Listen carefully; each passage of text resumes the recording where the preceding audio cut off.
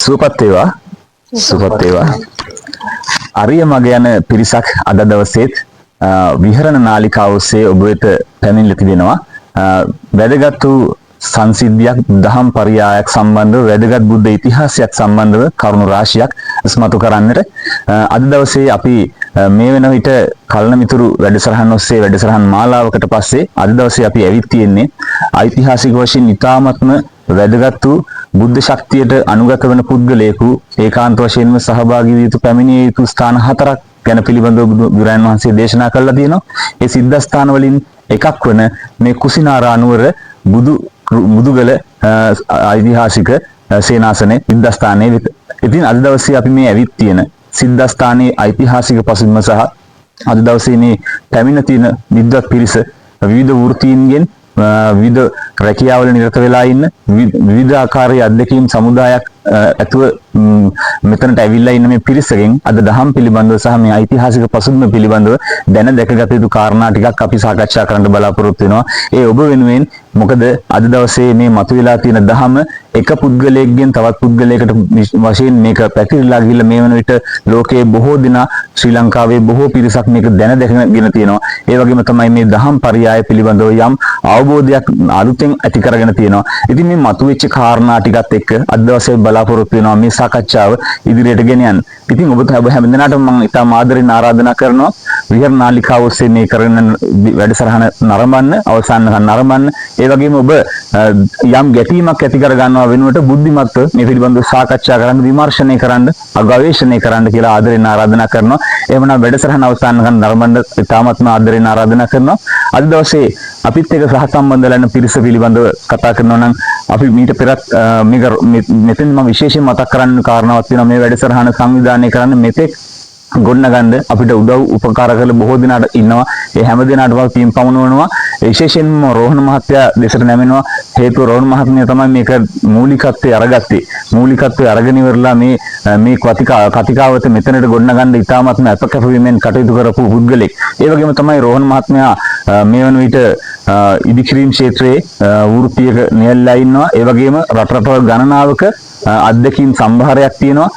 එතුමාට මේ පිළිබඳව දහම් මැස පිළිබඳව යම් පුළුල් අවබෝධයක් තියෙනවා.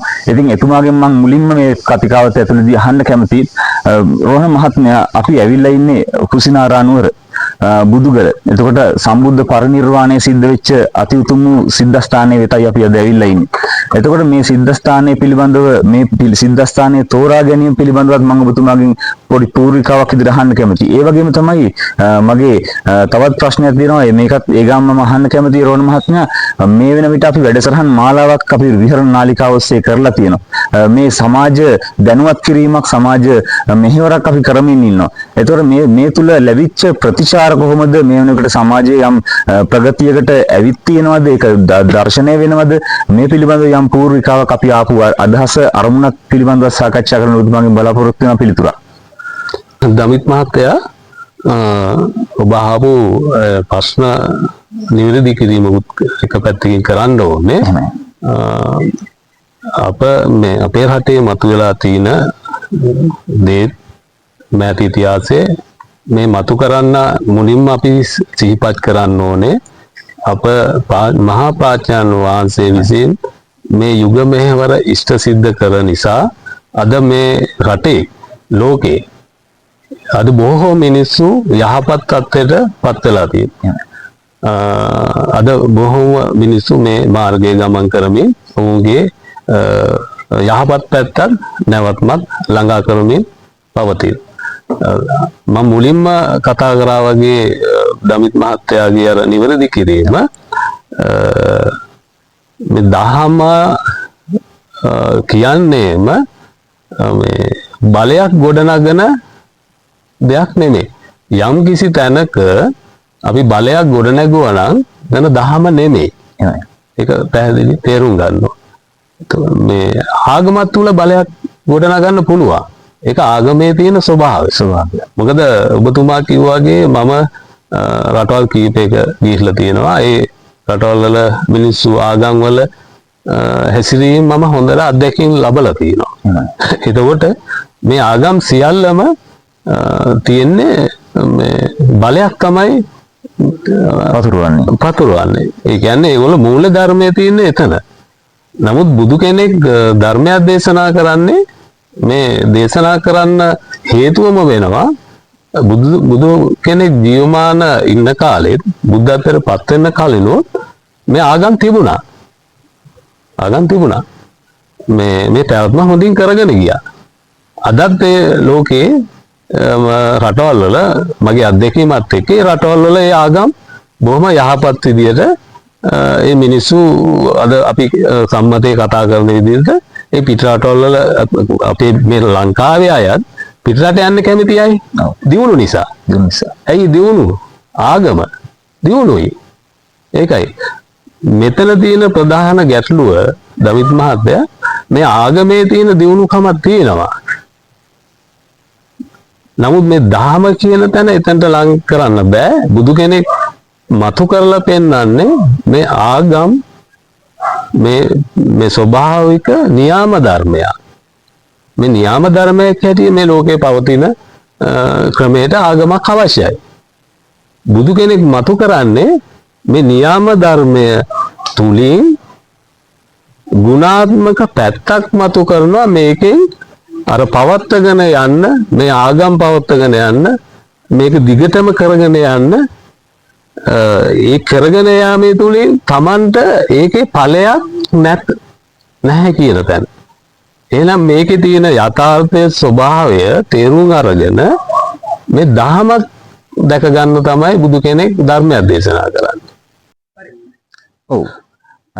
ඒ වගේම තමයි රෝහණ මහත්මයා අපි මේ වෙන විට දන්නවා යම් දහමක් මතුවලා තියෙනවා. ඒ කියන්නේ නිවැරදි බුදුදහම බුද්ධ ඉතිහාසයත් එක්ක මතුවලා නැවත මේ අරිය මඟ ගමන් කරන පිරිසක් බිහි වෙලා නැවත මේ සම්බුද්ධ ශාසනය ලෝකයේ මේ පණ පිහිටලා තියෙන යුගයකට අපි ඇවිල්ලා ඉන්නේ. අපේ කාලානුරූපව අපේ වාසනා මහිමය අනුව අපි මේ වකවානුව තුල මේ ජන්මලාභය ලැබලා තියෙනවා.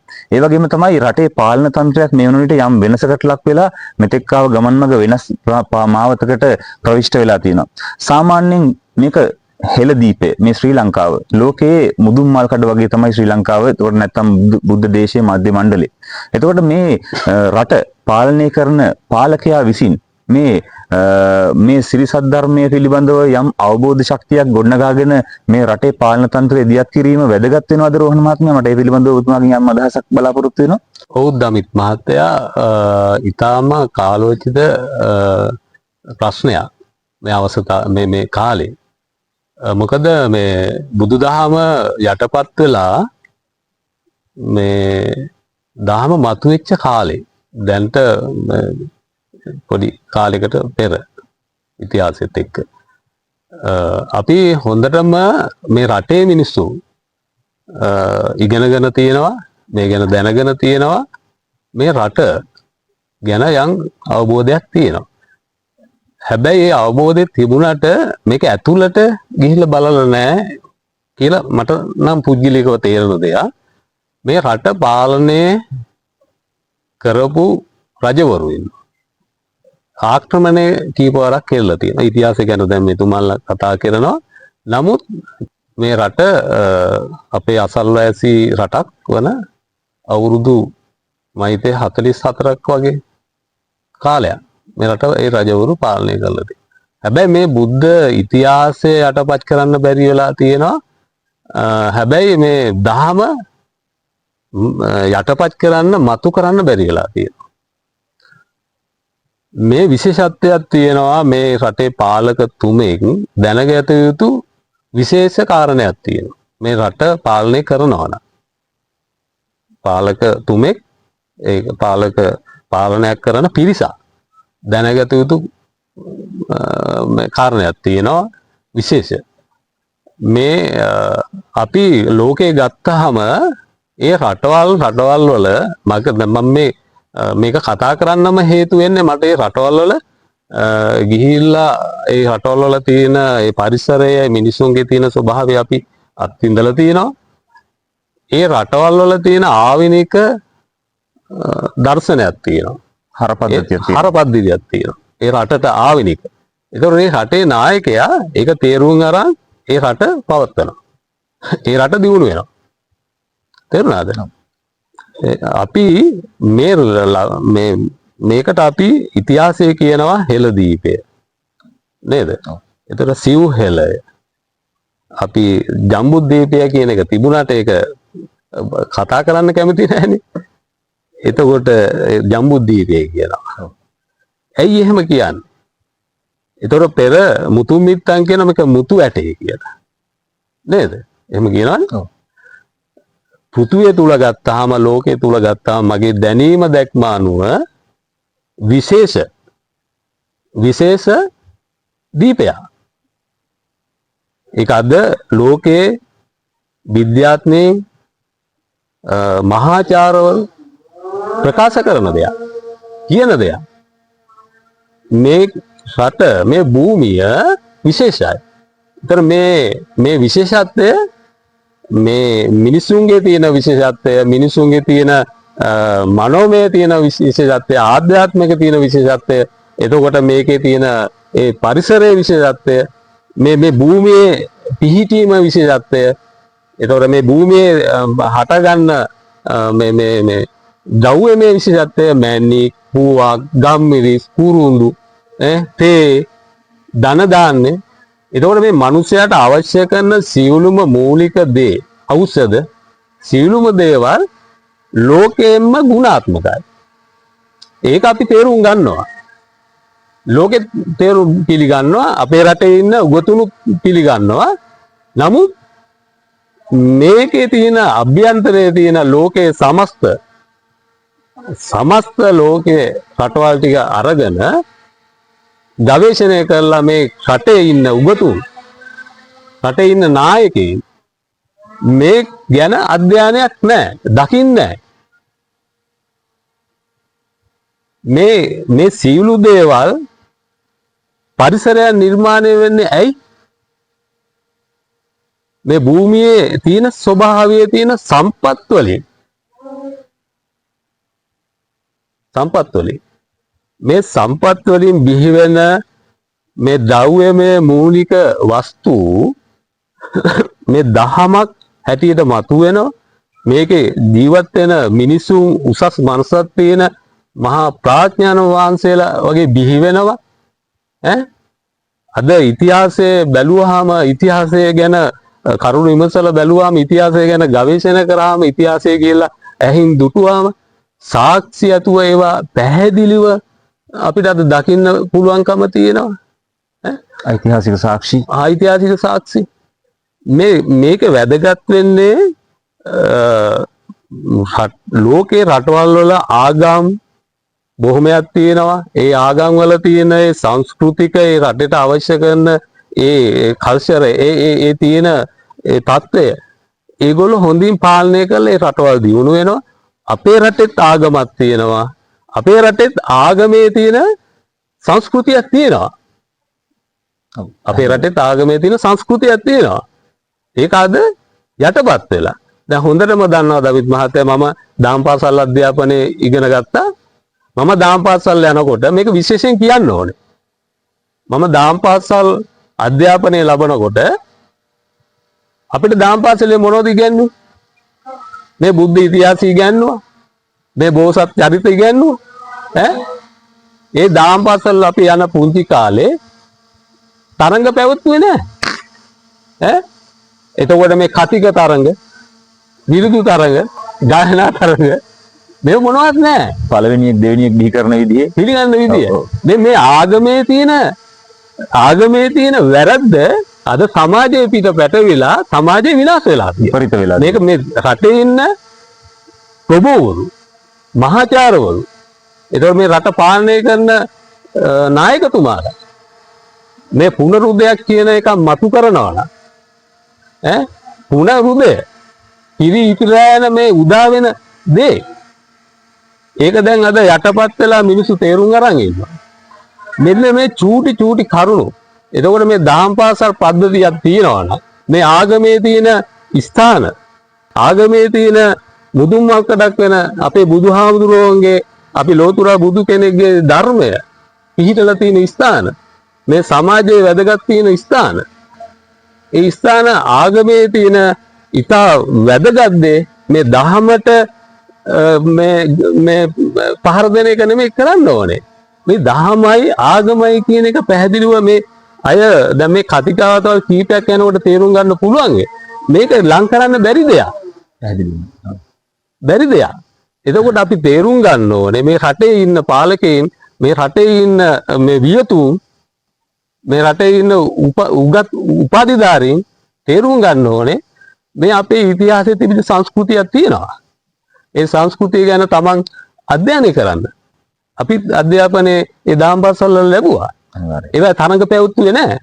ඒ තරංගවල තරංගයක් කියන්නේ 1 2 3 එහෙම තෝරන දෙයක් එක තේරුවන දෙක ඔබතුමා කියන්නකෝ දේශයක් ඇති වෙනවා එහෙනම් විශේෂ නිර්දේශයක් අපි කරන්න ඕනේ පාසල් පද්ධතිය තුළ ආගමක් කියන මූල ධර්මයක් පවත්වන්න ඕනේ මම රටවල් වල ගිහපු හින්දා රටවල් වල මේ මිනිස්සු ගැන හොඳට අධ්‍යයනයක් තියෙන හින්දා ඒ ආගම් වල මූල ධර්මය හැටියට විශේෂ නිර්දේශය එතන ගාවන්නේ නැහැ එතන ඒ ආගමේ තියෙන ගුණාත්මක පැත්ත ඉස්මතු කරනවා නීති පනවනවා අපේ බුදුහාමුදුරන්ගේ ධර්මය නීතියක් පනවන එකක් නෙමෙයි ඒක ඉතිහාසයේ මේ ආගම් වල මේ පන්සල් වල ස්වාමීන් වහන්සේලා පවත්වාගෙන ගියා අද ඒක විනාශ වෙලා තියෙන්නේ ඔන්න ඔය ගැටලු සහගත දේවල් කිරීමේ දහම් පාසලේ උගන්වන්න ඕනේ බුද්ධ චරිතය උගන්වන්න හැබැයි දහමේ තියෙන ආගමේ තියෙන දහම නෙමෙයි අපි කියන්නේ ආගමේ තියෙන ඒ ගුණාත්මක පැත්ත එදා තිබිච්ච දේ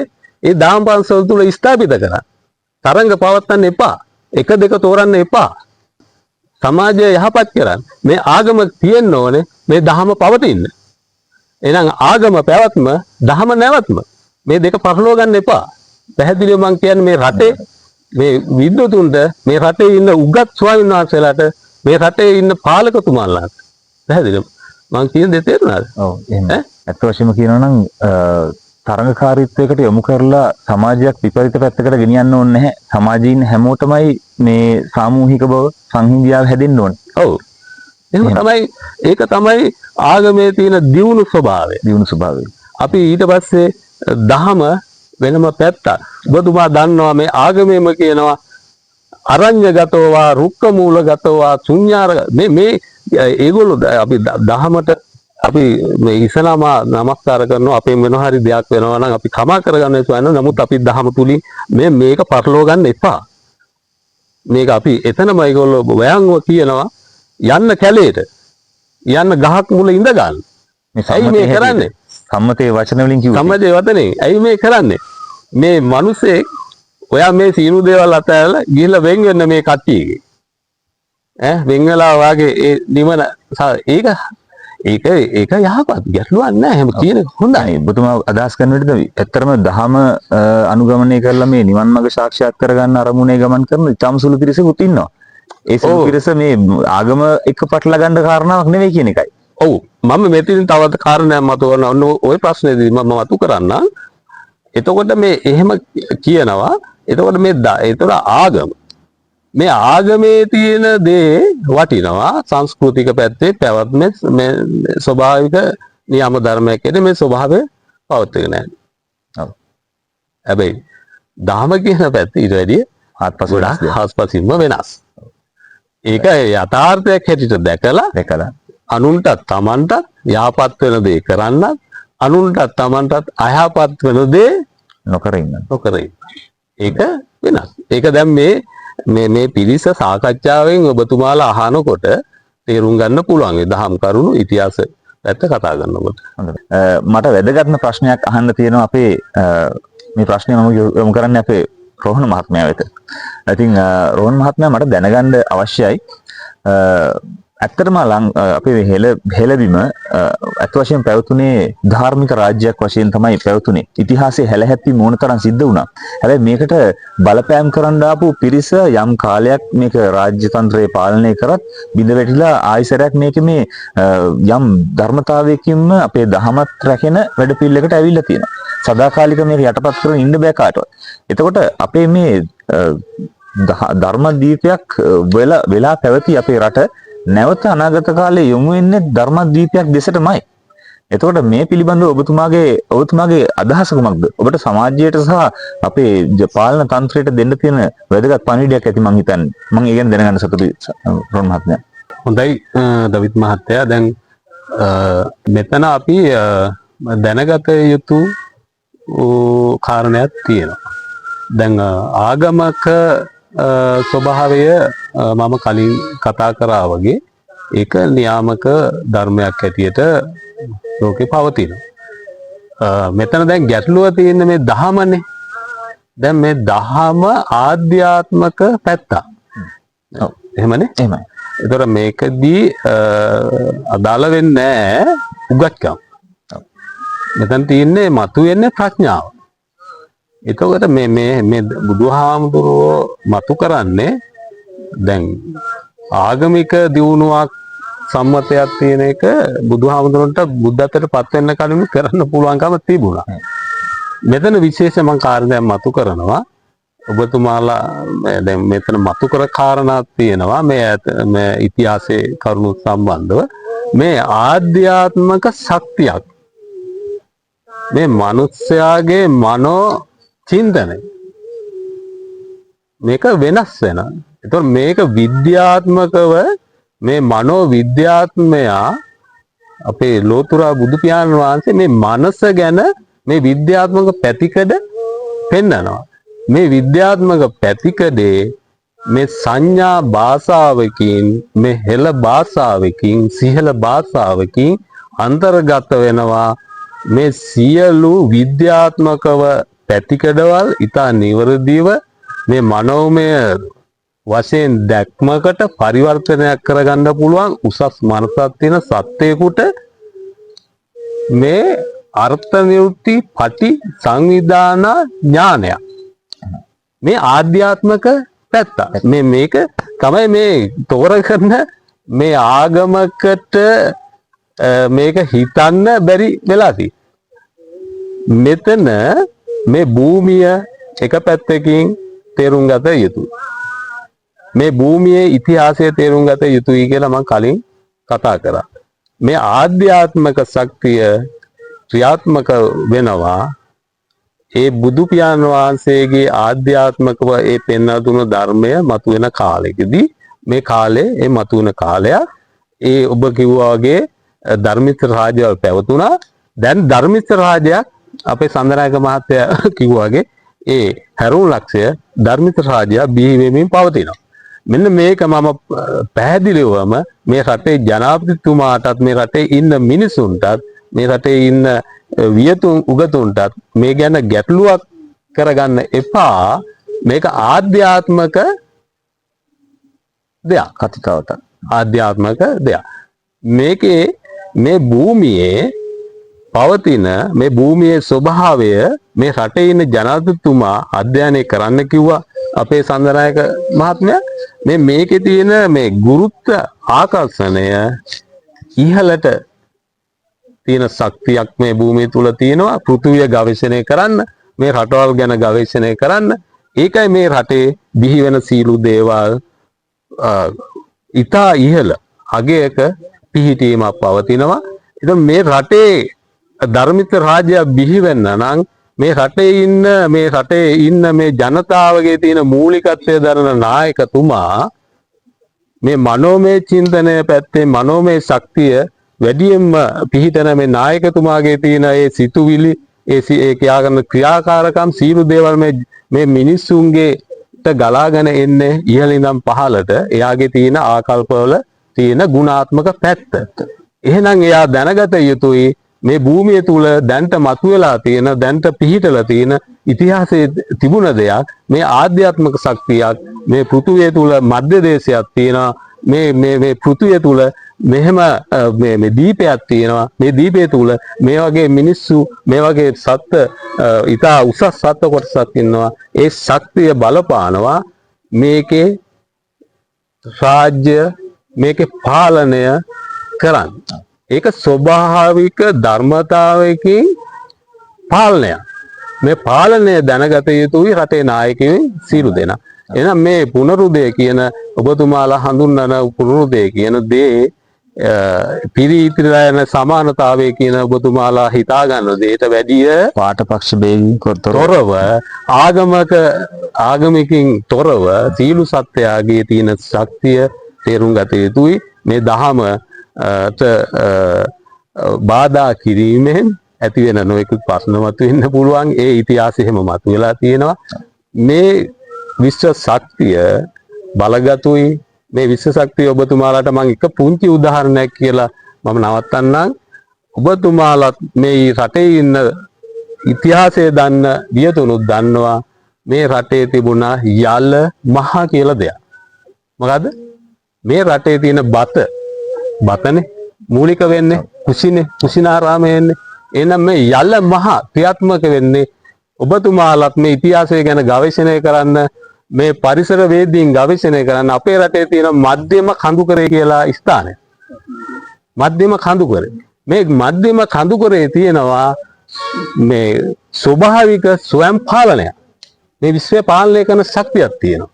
අහුම්කන් දීමේ ශක්තියක් තියෙනවා. මධ්‍යම කඳුකරේ. ජෛව විවිධත්වයක් තියෙනවා. ඒ ජෛව විවිධත්වයක් එතනටපත් වෙන්නේ. ඒකේ ඒ මධ්‍යම කඳුකරයෙන් යම් ශක්තියක් නිකුත් වෙනවා.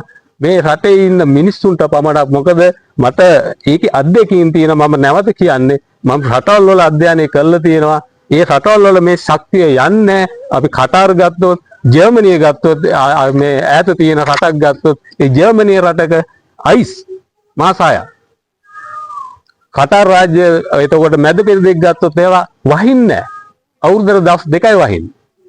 හැබැයි අපේ රටේ අර මධ්‍ය මණ්ඩලයේ මධ්‍ය කඳුකරේ ඒ කඳුකරේට ඇතුල් වීම සුද්ධ තහනම් කරා මේකේ තියෙන දේ හරියට ගාවේ අදටත් ඒක ක්‍රියාත්මකයි. මම කලින් කිව්වා වගේ අර යල මහා ඇයි ක්‍රියාත්මක වෙන්නේ මේ මිනිසුන්ගේ තියෙන බත සපයන්න තියෙන විඥාන ශක්තිය ක්‍රියාත්මක වෙනකොට මේ යල මහා ක්‍රියාත්මක කරන්න ඇහුම්කන් දීමේ මාතාව මේ ජෛව විවිධත්වයේ තියෙන මධ්‍යම කඳුකරෙන් ශක්තියක් හැටියට මේ පුණ්‍ය භූමියේම ක්‍රියාත්මක වෙනවා. ඒක යල කියනකොට යල වලට ඒ තියෙන පසුබිම සකස් කරනවා.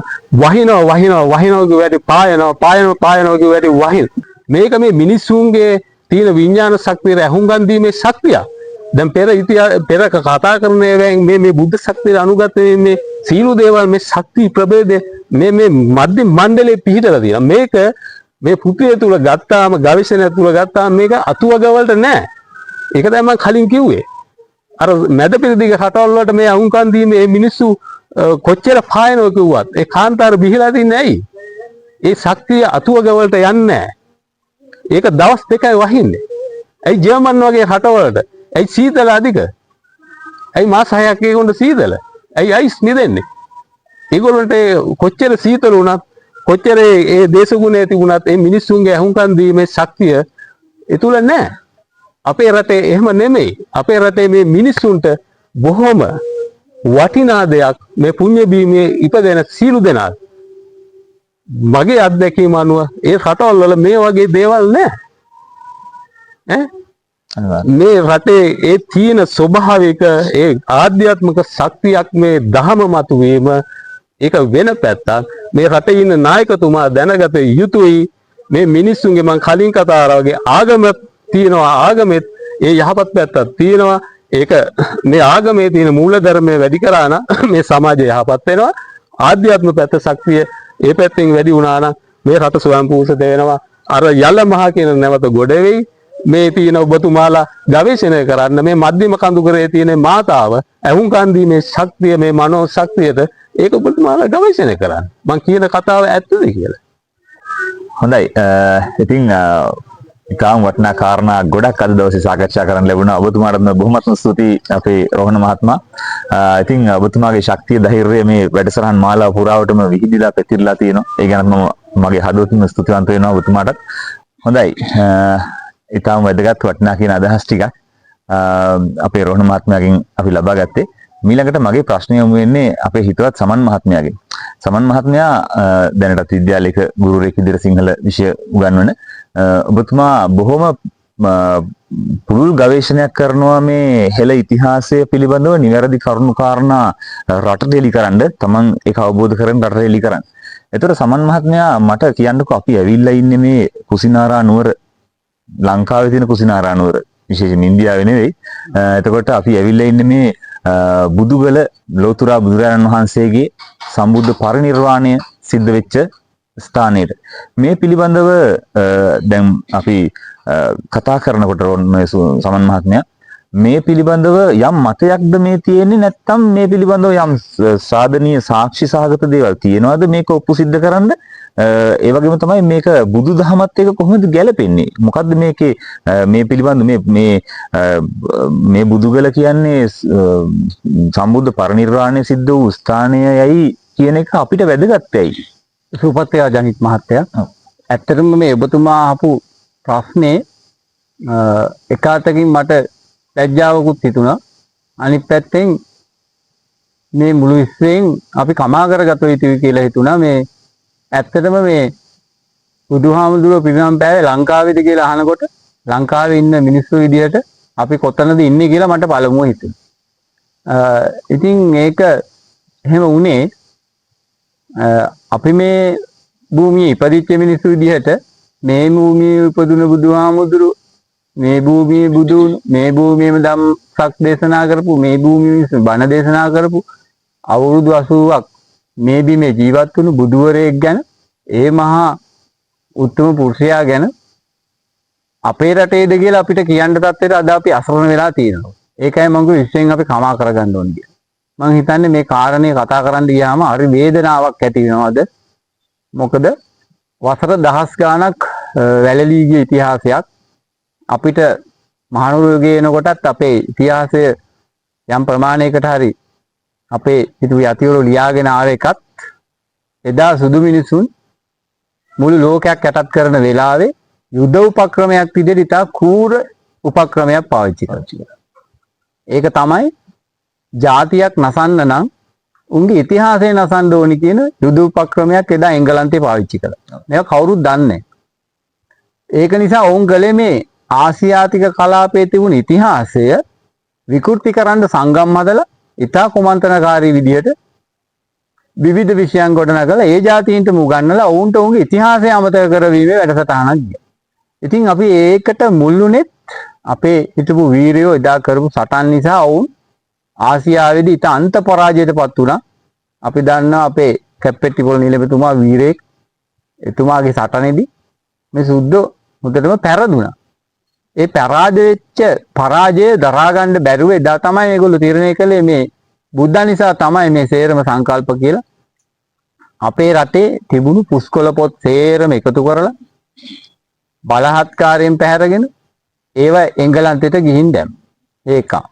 අනිත් එක තමයි මහා සාපරාධයේ විදිහට ගම්මානවල ඉඳපු ඉතිහාසය දන්න මිනිස්සු මරා දාලා දරුවෝ මුණුබුරු ගවමාහිසාදීන් වතු පිටිපෙත්පත් සටන් වලදී ගිනි තියලා ඒව අබේ භූමි කරලා වහලා දැම්ම. අද අපිට ඒවට යන්න බෑ. අපේ මුළු මහත් ඉතිහාසයේම ඒවට වැහිලා. අද අපිට ෆොටෝ එකක් ගන්න දෙන්නේ නැහැ. එදා ඒ කනින්හැම් කියන ජෙනරාල්වරයා හමුදා නිලධාරියා. හමුදා නිලධාරීන් තමයි ඒගොල්ලෝ ඉතිහාසයේ පහඬ යොදාගත්තේ. ඒගොල්ලෝ හදපු දෙපාර්තමේන්තු නිසා අද අපිට ෆොටෝ එකක් ගන්න බෑ තෙන්ට ගිහිල්ලා. අපි මේ වැඩසටහන කරන වෙලෙත් මේ සමහර තැන් වලට ගියා. ප්‍රශ්නයක් මතුවුණා.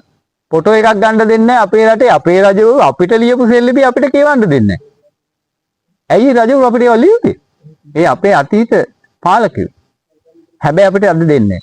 ඉතින් ඔය ඛේදනීය தත්ත්වය තමයි අපේ රෝහණ මහත්තයා මතු කරේ. මේ රටේ පාලකයෝ මෙයා දැනගන්න ඕනේ.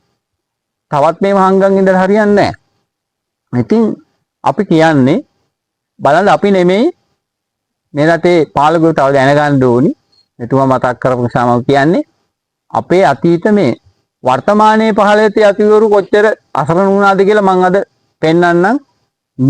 මේ අපි ඇහෙල්ලා ඉන්නේ මොන වගේ තැනකටද කියලා පෙන්වනකොට. උන්වහන්සේලා කොච්චර අසරණ වුණාද මේ තැන් මේ තැන් නෙමෙයි කියලා කියන්නේ. ඉතින් ඇත්තටම මම ඔබතුමාගේ ප්‍රශ්නෙට දැන් ප්‍රවේශ වෙන්නම්. අපි මේ ඇහිල්ලා ඉන්නේ වර්තමානයේ නම් බුදුගල රජමහා විහාරයේ රත්නපුර දිස්ත්‍රික්කයේ තියෙන කල්තොට පිටලා තියෙන රජමහා විහාරය. කලණ මිතුරු එකතු අපි වැඩසටහන් ගණනාවක් කළා. මේ ධර්මයේ සොයාගෙන යන පිරිසට උපස්තම්භනයක් විදිහට අපිත් මේ ධර්මයේ ගවේෂණය කරනවා. ඒ ගවේෂණය කරමින් යනකොට අපිට ණය ගනුදෙනුවක් තියෙනවා. ඒ ණය ගනුදෙනු පියවා ගන්න තමයි අපි මේ වැඩසටහන් කරන්නේ. ඒකෙදි ඒකට තමයි අපි මේ ඇහිල්ලා ඉන්නේ. ඔබට මේ ධර්ම මාර්ගයේ යනකොට අපි මේ කරන වැඩි උපස්තම්භනයක් වෙයි කියලා අපි විශ්වාස කරනවා. ඒකෙන් ඔබ උපරිම ප්‍රයෝජන ගනී කියලාත් අපි හිතන්නේ. මේ බුදුගල පන්සල එදා කුසිනාරානුවර විදියට අපේ තථාගත බුදු පියාණන් වහන්සේ පරිනිර්වාණයටපත් වුණු ඒ හෙළඹුමේ ඒ ස්ථානයමයි. ඒක රහතුන් වහන්සේ විසින් ප්‍රකාශ කළාට පස්සේ තමයි අපිත් මේ ගැන අධ්‍යයනය කළේ. ඒ උන්වහන්සේ අවුරුදු 10 ගාණක් වැළලා තිබුණු ඉතිහාසයක් ගොඩ දාගත්තා. හැබැයි වර්තමානයේ අපි දැන් අධ්‍යයනය කරගෙන ඉන්නවා. මොකද අපි විශ්වවිද්‍යාලවල ඉතිහාසය ඉගෙන ගන්නකොට අපිත් ඉගෙන ගත්ත සුදු මිනිස්සු අපිට ලියලා දුන්න ඉතිහාසය.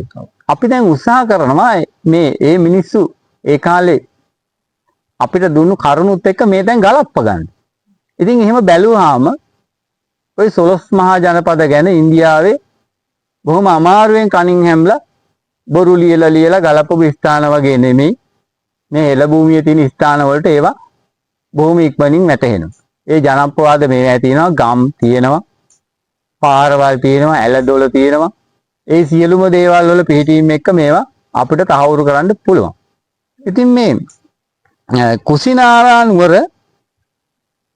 අපි ගත්තාම මට පළමුවෙන්ම හිතුණා මේක ඉස්සෙල්ලාම මම බැලුවා මේ බලංගොඩ ආනන්ද මෛත්‍රී හාමුදුරුවන්ගේ අපි දන්නවා බුද්ධ චරිතය කියලා පොතක් උන්වහන්සේ ලිව්වා. ඒ බුද්ධ චරිතයේ පොතේ තියෙනවා මේ මල්ල රට ගැන විස්තර. ඒ මල්ල රට ගැන විස්තරය කියන්න කලින් උන්වහන්සේ මේ ජම්බුදීපේ ගැන කියලා තියෙන කතාවක් මම කැමතියි මතක් කරන්න. ඇත්තටම මෙන්න මේ අපේ අරහතුන් වහන්සේ ඒ කාලේ මං හිතන්නේ සියලු බුදුරු පහළ වෙන දීපේ ජම්බුද්දීපේ කියලා ප්‍රකාශයක් කළාම බොහෝ අය හිනහ වුණා. මේකට නොයේ කුසුළු විසුළු පෑවා. දැන්න තමාරු තරහ වුණා. තමාරු නඩු දාන්නත් ගියා. නමුත් අපි කියන්න කැමති ආනන්ද මෛත්‍රී හාමුදුරුවෝ බලන්න මේ පොත්වල ඒ අදහස මතු කරලා තියෙන විදිහ. මේ තියෙන එතුමාගේ පොතෙන් මං ගත්ත පණිවිඩය. මේක තියෙනවා මේ හිමාලය පර්වතයේ පිහිටි ජම්බු වෘක්ෂ නමින් ප්‍රකට කඳු වැටියෙන් ලක්ෂිත වූ දීපේ ජම්බුද්දීප නම් වේ. ඔන්න අර ඉන්දියාවෙන් දුන්නු දේ උන්වහන්සේට ලියන්න වුණා. ඒක තමයි මේකේ තියෙන කනගාටුදායක තත්ත්වය. නමුත් මේකේ වක්‍ර විදියට උන්වහන්සේ කියනවා මෙහෙම. ඉන් බාහිර රටවල් බුද්ධ ආදී උතුමන්ගේ ජම්ම භූමි නොවූ හේයින් මේ බුද්ධ ආදී උතුමන්ගේ ජම්ම භූමි නොවූ හේයින් සුළු කොට සැලකීමෙන් දෝ ජම්බුදීපේ පිරිවර වූ කොදෙයයි කියන ලදස. ඇයි මේ බුද්ධ ආදී අය ඉපදෙන්නේ නැති හින්දාලු මේකේ අනිත් අයවට කොදෙව් කියලා කිව්වේ. බාහිර කොදෙව් කියලා කිව්වේ. ඒක උන්වහන්සේ පිළිගන්නවා එහෙනම් බුද්ධ ආදී උතුමන් බුදු වෙන තැන තමයි ජම්බුද්දීප. බලන්න කොච්චර වක්‍ර විදිහේ මේකේ හංගල උන්වහන්සේලා මෙයා লীලා තියනවාද කියලා. ඉතින් මේ යතිවරු එදා අසරණ වුණා. මම ඒකයි කිව්වේ මේ යතිවරු අසරණ කරලා තියනවා කියලා. මේ අර ඉන්දියානු ඉතිහාසයේ බොරු ඉතිහාසයේ උන්දා අපිට මේ දහම මේ ස්ථාන ඓතිහාසික ස්ථාන බව නැති වෙන්න ඒවට හේතු වෙනවා. ඉතින් පොතින්ම මම ගත්තා මේ මල්ල රට මේ කුසිනාරානුවර කියන්නේ ඒ කාලේ මල්ල රටේ කුඩා නගරයක්. පාවා නගරය තමයි අග නගරය. පාවා නගරය. අපි බුදු පියාණන් වහන්සේ පාවා නගරයට කුසිනාරා නගරයටත් හැමතැනට වැඩලා තියෙනවා. ඒ කුසිනාරානුවර කුඩා නගරයක්. හැබැයි මේ මල්ල ජනපදය ගැන කියනකොට මේ බුද්ධ චරිතයේ පොතේ තියෙනවා මේ කියන්නේ ලොකු විස්තර නැති වුණත් පිහිටීම ගැන. මේ මල්ල දේශයේ දකුණින් තියෙන වජ්ජි රට. අපි දන්නවා මා විශාල යාල කැලේට සුද්ධ වහලා දාපු මා එළ ඉතිහාසය. අපේ වීරියොත් එක්කම වලලා නේද? අද නම් මං හිතන්නේ මොනරට රන්දනායක මහත්තයා යාල භූමියට කියන්නේ කැබිලිත්ත නේද? කැලයට බිලි කරපු නගර. එතකොට මේ කැබිලිත්ත තමයි ඒ ආල නගරේ අපි දන්නවා මේ මල්ල රටවල දකුණින් බොහොම පැහැදිලිව ඕන කෙනෙකුට සිතියන් අරන් බලන්න. මේ මල්ල රට නේද? නිසා ජනප්‍රිය වෙලා නගරයට නමක් වැටුණු ඒ මහා දේශාලි නැත්නම් විශාලා මහ නුවර නේද? අපි දන්නා ප්‍රසිද්ධ කාන්තාවක් නිසා තමයි ඒ නගරෙට ඒ නම වැටුනේ. එතකොට ඒක දකුණින් පිහිටලා තියෙනවා. ඒක දකුණින් පිහිටලා තියෙන රට හොඳම එක තමයි ඊළඟට මේක කියන්නේ බටහිරින් හරියට මේ අප පිටුපසින් බටහිරට වෙන්නට මේ ඊරබැස යන පැත්ත බටහිරට වෙන්නට මේ ඔක්කාක රාජ්‍ය වංශයට අයිති ශාක්‍ය ජනපදයේ තමයි පිහිටලා තියෙන්නේ. ඉතින් මේක සලකා බැලුවාම බටහිරින් ශාක්‍ය රටක් කොයින්ද කියලා හැමෝම අහනවා. ඉතින් අපි ඇත්තටම කියන්න ඕනි එදා අපේ මහාමායා දේවිය කලුරිය කළාම එදා එතුමිය පිරිමියෙකු බවට පත් වුණාම ඒ මහාමායා දේවිය ඇවිල්ලා මේ සංකස්සපුරේ අපිට මේ පිටුපසින් තියෙන සංකස්සපුරේ තමයි වැඩ වාසය කරන්නේ. සංකස්ස නුවර. එතකොට මේ සංකස්සපුරේ ශාක්‍ය ජනපදයක් නිසා තමයි සුද්ධෝදන රජුගේ මේ මාතෘ දිව්‍ය රාජයා මෙහෙ නැවැත්තුවේ කියලා. මෙහෙ නැවැත්තුවා. එතකොට අපිට බොහොම පැහැදිලිව පේනවා ශාක්‍ය ජනපදයක් මේකට බටහිරින් තියෙනවා. අපි ඉදිරි වැඩසටහන් වලදී ඒකත් කතා කරනවා. මේ ශාක්‍ය ජනපදයේ බටහිරින් තියෙනවා. බලන්න කොතර ගැලපෙනවද කියලා. මොකද මේ ඔක්කාක පරම්පරාවේ කිඹුල්වත් නුවර නැත්තම් ඔය කපිලවස්තුපුරේ හැදීම ගැන විශාල කතාවක් තියෙනවා. ඔය ඔක්කාක පරම්පරාව එක කට්ටියක් ඔය ශාක්‍ය බවට පත් උනේ මේ ඔක්කාක පරම්පරාව අතෑරලා ගිහිල්ලා වෙනත් තැනක නගරයක් හදාගත්ත නිසා. නැත්නම් මේ ශාක්‍යෝ මේ හෙළදේශයේ තැන් තැන් වල රාජධානි හදාගත්ත ශාක්‍ය කොටස් ගොඩක් හිටියා. ඉතින් අපිට එක කොටසක් තමයි මේ පිටිපස්සේ තියෙන කොටස. මේක මේ දේව හෙළය කියලා අදට ප්‍රසිද්ධයි. මේ ප්‍රදේශයේ ඕන තරම් ඒකට ජනප්‍රවාද තියෙනවා. ඉතින් අපිට කියන්න පුළුවන් ශාක්‍ය ජනපදයක් මේක බටහිරින් තියෙනවා. ඊළඟ එක තමයි සමාවෙන්න ගන්න මේ සමන්මත් ඒ කියන්නේ සංකපාල කියලා සංකපහල සංක අස්ස ඉහළ කොටස මේ කන්දේ මුදුනේ හරිය බලංගොඩ පැත්තට එනකොට සංකපහල පහළ කොටස සංක අස්ස කොටස තමයි මේ මාතු දිව්‍ය රාජා හිටපු ටික. මේ මාලිගාව අදට තියෙන බව කියනවා. ඒක තහවුරු කළා නෑ පුරාවිද්‍යාවකින්. නමුත් ඒවා ඉදිරියේදී ඒවා කරා කියලා අපි හිතනවා. ඊළඟට කියන්න ඕනේ මේ අට කතාවල තියෙන්නේ මේක හිමවත පාමුල තියෙනවා. එතකොට අපි දන්නවා මේ මා හිමවත පටන් ගන්න මෙතන ඉඳන් ඉහළට. මේ හිමවත පාමුල තමයි මේ තියෙන්නේ. මොකද මේ කුසිනාරා නුවර තියෙන තැන ඉඳන් ඔය මහා කන්ද පටන් ගන්න. අපි දන්නා මේ මධ්‍යම කඳුකොරේට තමයි හිමවත කිව්වේ. ඒ හිමවත කියන වචනේ ඕනතරම් පොත්පත්වල තියෙනවා. අපේ වුණා පුංචි කාලේ කන්ද නගිනකොට කියන්නේ හිමේ යනවා කියලා. අපි දන්නවා ලස්සන හිමවතේ මාවි පැසෙන්නේ දුක් දෙන අලි ඇතුම් පන්නා හරින්නේ. එතකොට මේ අලි ඇත්තු පවා හිටපු හිමවතක් ගැන තමයි මේ කියන්නේ. එතකොට මේ හිමවත මෙතනින් තමයි පටන් ගන්න. මෙතනින් ඉහළට මේ බලංගොඩ කඳුත් එක්ක. එතකොට ඒවා හරිම භෞතික විදිහට ගත්තාම හොඳම පාරිසරික සාධක තමයි අපිට මේ මෙන්න මේ කුසිනාරා නුවර පෙන්වන්නේ. තව තියෙනවා. මේ කුසිනාරා නුවර තියෙන තැන මේ හිරඤ්ඤවතී ගණ්ඩක කියලා නදී දෙක එකට එකතු වෙනවා. අපි ඕකත් බැලුවා. ඔබට දැක ගන්න පුළුවන් නේ ඔබ ඕන නම් ලංකාසිටියේම අරන් ඔබට මේ අන්තර්ජාලය හරහා බලන්න පුළුවන්. ඔබ බලන්න බොහොම පැහැදිලිව වේලියෝයයි වලවේ ගඟයි මෙන්න මේ බුදුගල තියෙන තැනදී තමයි එකතු වෙන්නේ. බොහොම පැහැදිලි ලක්ෂණයක් ඒක. මේ හොඳ භෞතික සාධක. මේවා තේරුම් ගන්න. ඉතින් මේ එතන තමයි මේ එකතු වෙන තොරතුරු තියෙන්නේ. එතකොට තව අපි ගත්තාම ඔය තියෙන්නේ වර්තමාන යතිවරු ලියපුවා. මේක ගැන මූලාශ්‍ර අපිට හොයනකොට මහා පරිනිබ්බාන සූත්‍රය තමයි තියෙන එකම හොඳම මූලාශ්‍රය. මොකද ආනන්ද හාමුදුරුවෝ දේශනා කරන මේ සූත්‍රය අවුරුද්දක් විතර බුදුහාමුදුරුවෝ රජගහ නුවරේ ඉඳන් අද වර්තමාන අම්පාර රජගල භූමියේ ගිජ්ජකූටේ ඉඳන් තමයි එන්නේ. මේ ගිජුලීනියෙක්ගේ හොටයක් පැණි කන්ද අදක් තියෙන ඕන කෙනෙක්ට බලන්න පුළුවන් ගිහිල්ලා ගිජ්ජකූටේ ඉඳන් අවුරුද්දක් විතර ඇවිදගෙන ඇවිල්ලා මේ කුසිනාරාවට ආපු හැටි ඒ ගමන් මග ඔක්කොම විස්තර මහා පරිනිබ්බාන සූත්‍රයේ තියෙනවා. ඒකෙදි අපි කියන්න ඕනි ඔක්කොම කියන්න බෑ හැම ගමම හොයන්න පුළුවන් මේක ඇතුලේ ගිහිල්ලා. ඕන කෙනෙක්ට විමර්ශනයේට මේක පුළුවන්. ඔව්. ඕන කෙනෙක් මේක කරන්න. අපිත් මේක කරමින් ඉන්න ඔබත් මේක හොයලා බලන්න. මේ තැන්. ඉතින් අපි මේ විශේෂ තැන් අපිට කියන්න පුළුවන්. ඔය එන ගමන් මාර්ගේ අම්බපාලිගේ වනයේට ගියා.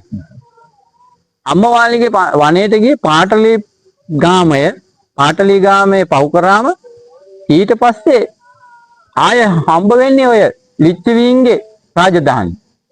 එතකොට අද අම්පාර කියලා සඳහන් වෙන්නේ ඔය අම්බපාලිගේ වනයේට ගිය පාර. මොකද ඔය අම්පාර කියන වචනේ සිංහල භාෂාවේ සංදි වලට අනුව විග්‍රහ කළොත් එහෙම ඕක දෙකට කඩන්න පුළුවන් අම්බපාර කියලා. ඔය අම්බපාර කියන එක අද ඔය සංඥක බ කියන අක්ෂරය එදා භාවිතා කරේ අඩුවෙන්. ඒ භාවිතා කරන සංඥක බ වෙනුවට යොදන්නේ අල්මායනයි බයන්නයි. එතකොට අඹ කියන එක අඹ කියලා තමයි ලියන්නේ. එතකොට අඹ වන ඕන තරම් මෙහෙ තියෙනවා. අපිට ඒවත් මේ පෙන්වන්න පුළුවන්. ඒ හින්දා ඔය අම්පාර කියලා කිව්වේ එදා බුදුහාමුදුරුවෝ අර අම්බපාලිගේ වනයේට ගිය පාර. ඒක අද ඔය මම ඔය කිව්වේ ප්‍රසිද්ධ දේවල්. ඊළඟට අපිට කියන්න පුළුවන් මේ ඔය මගදී හම්බ වෙනවා මේ වේලි ඔය ගත්තාම ඔය වේලි ඔය මේ හරියට තියෙන විස්තර තියෙනවා බුදුහාමුදුරුවෝ ඔය වතුර බොණ්ඩ නැවචිච්ච තැනක් එහෙම මේ අදටත් ගිහින් බලන්න පුළුවන් සාධනීය ලක්ෂණ තියෙන තැන් තියෙනවා. එතන මිනිස්සු හරි අමුතු විදිහට ගලකන්නේ. මිනිස්සු ඇත්තට මොකද්ද කියලා දන්නේ නැහැ. නමුත් මේ වේලි ඔයයි මේ වලවේ ගඟයි අතර තියෙනවා තැන. එතනත් මේ බොහොම පැහැදිලිව අපේ පාඤ්ඤානන් වහන්සේ දේශනා කළා. එතන තමයි අර බුදුන් වහන්සේ විවේක සුවයෙන් වතුර බීපු තැනක් තියෙනවා. ඒක අපිට මේ භෞතික සාධක විදිහට ගන්න පුළුවන් ඕන තරම්. ඊළඟට එතනින් එහා ගියාම ඔය වෙලිය වලින් එහා තව ටිකක් ඈතට මම මේ කියන අම්පාරින් ඉඳන් එනකොට බලහරුව කියලා තැනක් තියෙනවා. අපි දන්නේ බලහරුව කියලා නම හැදුනේම මහා පරිනිබ්බාන සූත්‍රයේ බොහොම පැහැදිලිව තියෙනවා බුදුහාමුදුරුවෝ චුන්දකර්මාර මේ අඹවණයක් අයිතිකාරයෙක් සල්ලි තියෙන ධනවත් මිනිසෙක් දීපු දානයක්. එදා අර හතු වර්ගයක් මේ වලින් හදපු ව්‍යංජනයක් අනුභව කළාට පස්සේ බුදුන් වහන්සේ ලෙඩ වුණා. ඒක බොහොම ලස්සනට පරිනිබ්බාන සූත්‍රයේ ආනන්දහාමුදුරුවෝ විසින් කියනවා මේ අර බුදුහාමුදුරුවෝ කියපු ප්‍රකාශයක් විදිහටම තියෙනවා මේ අර අබලන් උච්චේ කරත්තයක් වගේ බල බිඳුණු කරත්තයක් වගේ වුණා මගේ ඇඟ මේක ගත්තට පස්සේ මේ අර රෝගී වුණාට පස්සේ. එහෙනම් අදටත් අද බලහරුව කියලා ඔය ඒ ස්ථානේ තියෙනවා. එතන තියෙනවා ඒ අඹවණේ හදපු වේලුවන් අර දේවුරම් වෙහෙරක් අදටත් බලා ගන්න පුළුවන් මිනිස්සුන්ට ගිහිල්ලා මේවා. ඉතින් මේ වගේ ගත්තාම දමිත් මහත්තයා අපිට මේ භෞතික සාධක නම් පෙන්වන්න පුළුවන් මේ කුසිනාරා නුවර ගැන ඕන තරම්.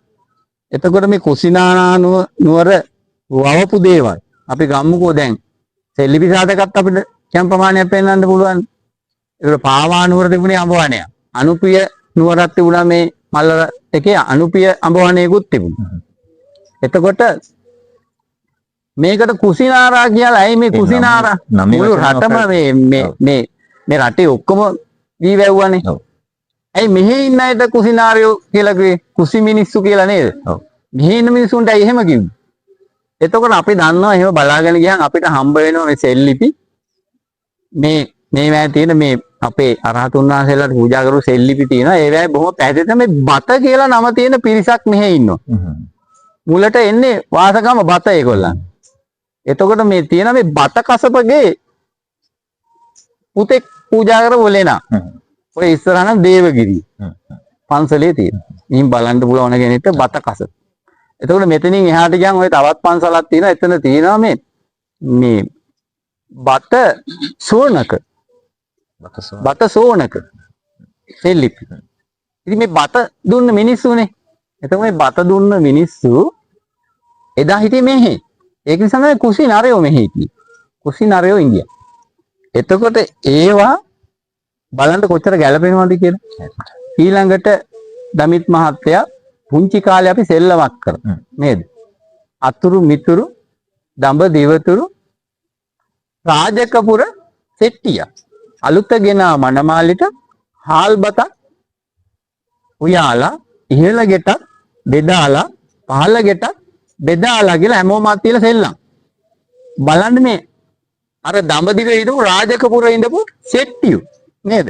අර වාසෙට්ට කුලේ අය තමයි එදා මේ ස්ථානයේ කුසි නාරාවේ වාසය කළේ. බුදුහාමුදුරුවෝ පරිනිබ්බාන සූත්‍රයේ බොහොම පැහැදිලිව කියනවා යන්න ආනන්ද ඊ වාසෙට්ටයන්ට කියන්න තථාගතයන් වහන්සේ පිරිනිවන් පානවා කියලා මේ පරිනිබ්බාන සූත්‍රයේ තියෙනවා. එතකොට ඒගොල්ලන්ගේ රාජකාරිය තමයි මේ බත් දෙන එක. ඒකනේ කිව්ව අලුතගෙන වනමාලිට හාල් පතක් උයාලා ඉහළ ගෙටත් බෙදාලා පහළ ගෙටත් බෙදා. හරි ලස්සන ඒවා අපි එදා සෙල්ලම් කරා. අපි දැනගෙන ඉඳිනේ මහා ඉතිහාසයක් මේ කතා ඇතුලේ තියෙනවා කියලා. ඒවා මේ ප්‍රදේශයේ තියෙන දේවල්. මේවා හරිම ප්‍රායෝගික දේවල්. අපි මේ තැන් ගැන ගත්තාම මේ තැන් තහවුරු කරගන්න. ඉතින් මිනිස්සු දැනගන්න ඕනේ. මේ මහා ඉතිහාසය අපි දැනගෙන අපේ දරුවෝ දැනගන්න දෙපෑ. ඒක නිසා අපි මක් කියනවා. ඉතින් මේ කිව්වහම ඔබ දැනගන්න ඕනේ තව ඊළඟට මේ බුදුහාමුදුරුවෝ පිරිනිවන් පාපු තැන සල්ගස් දෙකක් අතර නේද? මහාවන්තේ තියෙන්නේ බුදුහාමුදුරුවෝ සල්ගස් දෙකක් අතර පිරිනිවන් පාන කාලේ අර අපේ මහත් එක්ක එනකොටත් කිව්වා ඉස්තිරසාර නුවණ තියෙන මේ විජේ කුමාරයා කොට බැස්සලු ලංකාවට. ඒ බුදුහාමුදුරුවෝ කවුද? විජේ කුමාරයා කවුද? කොහොමයි මේවා පරිවර්තන වල තියෙන්නේ. ඉතින් මේ සාලවණන් උපවත්තන සාලවණන් තමයි පිරිනිවන් පෑව කියලා අපිට මූලාශ්‍රේ ඕනෙකම තියෙන්නේ. නමුත් පිරිනිවන් පෑවේ යමක ශාලාන අන්තරේනේ යමක ශාලාන. ඒකට ශාලා කියන්නේ ශාලා. මොකද මේ පාවනුවරක් තිබුණ ශාලාවක්. මේ මල්ල රජදරු එකතු වෙලා කතා කරන ශාලා. උපෝසත ශාලා. ওই ශාලා කියන හැම තැනක්ම මේ පරිවර්තන වල ශාලා විදිහට තමයි පරිවර්තනය කරලා තියෙන්නේ. හැබැයි යමක ශාලාව කියන එක විතර ශාලා කියලා පරිවර්තනය කළේ නැහැ. හැබැයි අපිට හොඳටම පැහැදිලි ඒගොල්ලෝ එහෙම මේ සල්ගස් දෙකක් අතර පිරිනිවන් පානවා කියලා මේ සූත්‍රයේ පැහැදිලි කළා. ආනන්ද හාමුදුරුවෝ අඬන්නේ මේ විහාරේ දොරේ එල්ලිලා. ඔන්න සල්ගස් දෙකක් තියෙනවා දොරක් මොකටද? නේද? බලන්න මේ පැටලිලි සහගත දේවල්. එතකොට මේ යමක ශාලා නම් කිව්වේ මම දන්න විදිහට නම් ඔය මක කියන්නේ මැටි. මොකද මකුඩ බන්ධන චෛත්‍යයක් මෙතන තිබුණා මැටියෙන් හදපු. මේ ගල්ලෙන් අතරේ පිරිනිවන් පෑව මේක තියෙනවා. මේ පරිනිබ්බාන සූත්‍රයේ තියෙනවා මහා සුදර්ශන සූත්‍රයේ මේ පරිවර්තනයේ තියෙනවා මේ ආනන්ද හාමුදුරුවෝ බුදුහාමුදුරුවන්ට අන්තිම මොහොතේ කියන මේ ගල් තියෙන භූමියේ නම් පිරිනිවන් පාන්න බෑ. මේ කුඩා නගරේ මේ උජ්ජංගල නගරකි. මේ මහා ගල් තියෙන නගර නේද? සාකා නගරේ මේ පොඩි නගරේ ළඟ පාන්න බෑ. හැබැයි මහා අර නුවරවල් වලට කියලා අපි බුදුහාමුදුරුවෝ පිරිනිවන් පාමු කියලා මේ පැහැදිලිව සූත්‍රවල තියෙනවා මේ ගල් අතර තමයි ගල් ගොඩක් තියෙන තැනකට තමයි පිරිනිවන් පාන්න ආවේ කියලා. බලන්න කොච්චර ප්‍රායෝගිකද කියලාද? මේ බුදුගල කියන්නේ මේ ගල් අතර ඇවිල්ලා මේ යමක ශාලා තිබුණු තැන. එතකොට බුදුහාමුදුරුවෝ මෙතන පිරිනිවන් පෑවේ මේ ගල් ගොඩ. මේවා ඉන්දියාවට ගලපන්න පුළුවන්. බෑනේ. එතකොට මේ අජාතියක් විදිහට අපේ ඉතිහාසය මේ විදිහට වැහිලා ගියාම අපිට කතා කරන්න වෙලා තියෙන කනගාටු විදිහට නේද?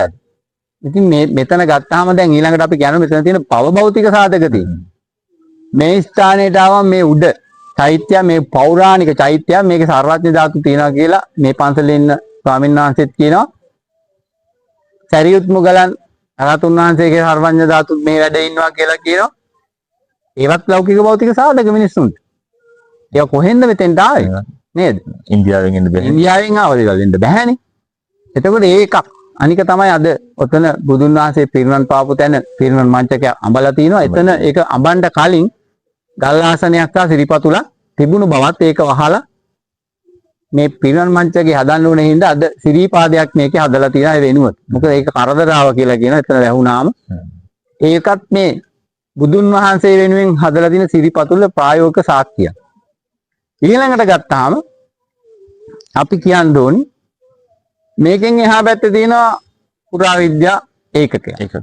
ඔය පුරාවිද්‍යා ඒකකයේ තියෙනවා දලදා මාලිගාව. බුදුන් වහන්සේ ආදාහනය කරපු ආදාහන මළුව තියෙනවා. මේ ආදාහන මළුවේ මේක ආදාහන මළුව කියලා අපි හොයාගන්නේ ඒකේ තියෙන ලකුණ. ඔය නෙළුම් මල තමයි බුදුන් වහන්සේත් එක්ක යන සංකේතය. බුදුවරේ පහළ වෙනකොටත් අපි යන බඹරගල කෙටුවා මේ පිපෙන නෙළුම් මලක්. ඒ පිපෙන නෙළුම් මල එදා බඹරගල කෙටුවා. අද ඕන කෙනෙක්ට ගිහින් එතන බලන්න පුළුවන්. බෝසත් කුමාරයාගේ උපදින චිත්‍රය තියෙනවා. ඒ විතරක් නෙමෙයි උන්වහන්සේ අර නාවපු මැටි වළඳක් බලන්න මැටි වළඳක් මොකටද පූජනීය කරන්නේ? ලස්සන බැඳලා පිළක තියලා අදටත් ආරක්ෂා කරලා තියෙනවා. චූටි දියපාරක් එදා ඉඳන් ආරක්ෂා කරලා තිනවා වහලෙකුත් හදලා පොඩි දියපාර. පොකුණ මේ කුමාරයා නාවපු වතුර ගත්ත තැන්. ඒ වගේ බොහොම පැහැදිලි තැන් ඒ තියෙන ඒවා එක අපි මේවත් කල්පනා කරන්න ඕනේ මේ නෙළුම් මලක් තියෙනවා.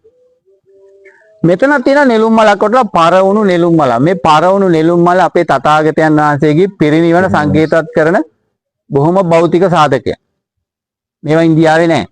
එතකොට මේවා තව එකම එකයි තියෙන්නේ. ඒ තමයි අපේ යසෝදරා ඒ අරහත් මෑණියන් වහන්සේ වෙනුවෙන් උන්වහන්සේගේ ඒ සෝවනේ දාපු ඒ පරවුණු නෙළුම් මල අදත් එතන මාතා කන්ද කියලා මිනිසුන්ට බලා ගන්න පුළුවන්.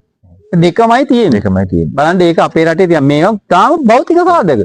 ඊළඟට අපි ගත්තාම අපි කියන්න ඕනි මෙතන තියෙන දලදා මාලිගාවක් උඩ ඉහළට ගියාම මේ ධාතු බෙදනකොට අපි දන්නවා දෝණ බමුණත් කපටිකම් කළා. දෝණ බමුණටත් ධාතු ඔක්කොටම බෙදලා දුන්නානේ. හැබැයි එයාට බෙදා ගන්න තියෙන්න එපා. එයාට බෙදාගත්තේ නැත්නම් එයා හොරෙන් කොණ්ඩේ ඇස්සේ විтин විට මේ ධාතුන් වහන්සේලා ගහගත්තා කියලා මේ අට කතාවේ තියෙනවා. මං හිතන්නේ කොහොම හරි මේ මල්ල රජදරුවන්ටත් ධාතුන් වහන්සේ කෙනෙක් දන්ත ධාතුන් වහන්සේ කෙනෙක් වුණා. ඒක ඉහළ දලදා මාලිගාවක් තියෙනවා. තැන්පත් කළා ඕගලන්ට ඕන කෙනෙක් බලා ගන්න පුළුවන්. මේක එල්ලාවල මේදානන්ද ස්වාමීන් වහන්සේ පුරාවිද්‍යා චක්‍රවර්ති උන්වහන්සේ ඇහිලා ප්‍රායෝගික බල මේක දලදා මාලිගාවක් කියලා කිව්වා. ඒක නිසා ඒක දලදා මාලිගාවක් මෙතෙන්ට හේමමාලා හා දන්ත කුමාරයාත් පැමිණියා කියලා උන්වහන්සේ লীලා තියෙන පොත්වල. ඉතින් මෙහෙම බැලුවාම මේ දන්ත දාසුන් වහන්සේ එදා ඉඳන් මේ මෙහෙට මල්ල රටට හම්බෙච්ච දන්ත දාසුන් වහන්සේ බොහොම හොඳින් මේ භූමියේ වැඩ සිටි බව අපි කියන්න ඕනේ. ඒ නිසා ඒවා භෞතික සාධක. ඉතින් ගමිත් මහත්තයා ඔය විදිහට කතා කළාම අපිට තව සාක්ෂි දෙනවා රාජ්‍යතෝමදේව මහත්තයාත් මේකේ කැණීම් කළා. මේ බුදුගල කියන්නේ බොහොම පරණ ස්ථානයක් කියලා එතුමාම ප්‍රකාශය කරලා තිනවා. මේ මිහිඳු හිමියෙන්වත් කලින් ඉඳන්ම මෙහෙ අරහතුන් වහන්සේලා වැඩ සිටියා කියන්නේ ඕන තරම් සාක්ෂි තියෙනවා කියලා උන්වහන්සේ ප්‍රකාශ කරලා තියෙනවා. එතුමා ප්‍රකාශ කරලා තිනවා. එතකොට ඒව පාරමිත භෞතික සාධක නෙමෙයිද මේ අධ්‍යයනය කරන්නේ. එහෙනම් බැලුවම විශාල ඉතිහාසයක් මේ බුදුගලට තියෙනවා. අද ඒව හොයන්නේ නැහැ. හොයන්න දෙන්නෙත් නැහැ. ඒවා කියන්න යන අයත් වැඩිකාරයෝ වෙනවා. ඒ හැම දෙයක්ම තියෙනවා. ඊළඟට මේ අපිට කියන්න තව බොහෝ දේවල් තියෙනවා. ඔය බුදුන් වහන්සේ එන පාරේ ඕන තරම් ගාමනාම තියෙනවා. අපිට බලන්න පුළුවන් එක මම මතු කළා. අන්තිමට මට මේකේ ගොඩාක් කාලයක් මම ගන්න බලාපොරොත්තු වෙන්නේ නැහැ. මේ ජම්බුද්දීපය කියන එකත් යම් ප්‍රකාශයක් අපි කරන්න ඕනි. මේ කුසිනාරාව මේ ජම්බුද්දීපේ ඉතාම වැදගත් තැන. අර තථාගතයන් වහන්සේගේ සතර ස්ථාන වලින් එකක් තමයි මේ ජම්බුද්දීප. මේ කුසිනාරා නුවර පිරිනමන පාපු තැන. හුඟක් අය මේක හිතන් ඉන්නේ දේශපාලන ඒකකයක් කියලා. මේ ජම්බුද්දීපය කියන්නේ දේශපාලන ඒකකයක් නෙමෙයි. මේක බොහොම පැහැදිලිව අපේ අය තේරුම් ගන්න ඕනි. මේ සියලු බුදුවරු බුදු වෙන ජම්බුද්දීපය ඒක මේ ඵල 31 තුල සත්‍යයන්ට නිවන කරා යන්න පෑදිලා තියෙන රූපතලයක්. ඒක මේ බුදු කෙනෙක් පහළ වෙනකොට මනුස්ස ලෝකයේ හැදෙන රූපතලයක්. බොහොම පැහැදිලිව ඒකට ප්‍රතිරූප දේශය කියනවා. අනික් කොටස් වලට අපරාපරන්තේ සුණාපරන්තේ කියනවා. අපරාපරන්තයට ඕනම් මේ ප්‍රතිරූප දේශයට ඇවිල්ලා නිවන් දකින්න පුළුවන්. සුණාපර මේ අර අනිත්‍යයට කොහොමද බෑ. එතකොට මේ ජම්බුද්දීපයේ කිව්වේ ඒකයි මේ ස්ථානෙට මේ සියලු බුදුවරු ඒ කියන්නේ සියලු බුදුවරු කිව්වම සම්මා සම්බුදු රජාණන් වහන්සේලා පසේ බුදු රජාණන් වහන්සේලා අරහත් බුදු රජාණන් වහන්සේලා සියලු ඔක්කොම බුදු රජාණන් වහන්සේලා පහළ වෙන්නේ මේ බිමේ. ඒක නිසා මේ පතිරූපදේශේ බුදු කෙනෙක් පහළ වෙනකොට මහා විශාල වෙනවා මේ බලයේ ශක්තිය විහිදිලා. උන්වහන්සේ නැති කාලෙක ස්ථාන හතරකට කේන්ද්‍රගත වෙනවා. ඒකයි වෙන්නේ. ඉතින් මේ වගේ සාධක මේ බණ අහලා ධර්මයේ තුලින් ධර්ම මාර්ගයේ යමින් තමයි දකින්න ඕනේ. එහෙම දකින්න බෑ නැතු වෙන කෙනෙකුට. මෙයා තේරෙන්නේ නැහැ නේ. එයා තේරෙන්න නම් ප්‍රඥාව ඕනේ. ප්‍රඥාව වෙන්න නම් දහම ආන්න ඕනේ. දහම ආලා තේරුම් ගන්න ඕනේ. ඒවා තමයි අපිට ඇත්තටම මේ කියන්න තියෙන්නේ. ඔබට මේ ස්ථාන ගැන පරිශන කරන්න ඕනේ නම් අපි මේ කියපු තොරතුරු හොඳින් නිරීක්ෂණය කරලා ඇහිලා මේ කාරණා සොයා බලන්න. ඔබට මේ කුසිනාරාව කියන්නේ මොකක්ද කියලා එතකොට තේරෙයි. මට ඓතිහාසික වශයෙන් කියන්න බොහෝ කරුණු තිබුණත් මම මේ කතාව අපි කෙටි කරගන්න ඕනේ හින්දා මේ කරුණු ටික කියමින් එහෙනම් අපි ඉස්සරහට කතා කරමු. මේක තමයි මේ කුසිනාරා නුවර කතන්දර.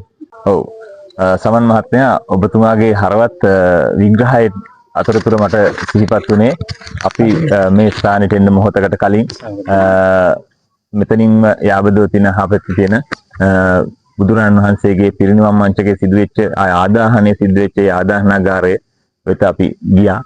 ඒ වෙලාව අපිට දක්නට ලැබිච්ච කාරණාව ඇත්තරම අර අපි කියන ඒ උන්වහන්සේගේ සම්බුද්ධ පරිනිර්වාණයට අදාළ ඒ වටපිටාව සියසින් දැක ගන්න මේ හෙළදීපේ උපන් ඔබටත් අවස්ථාවක් තියෙනවා.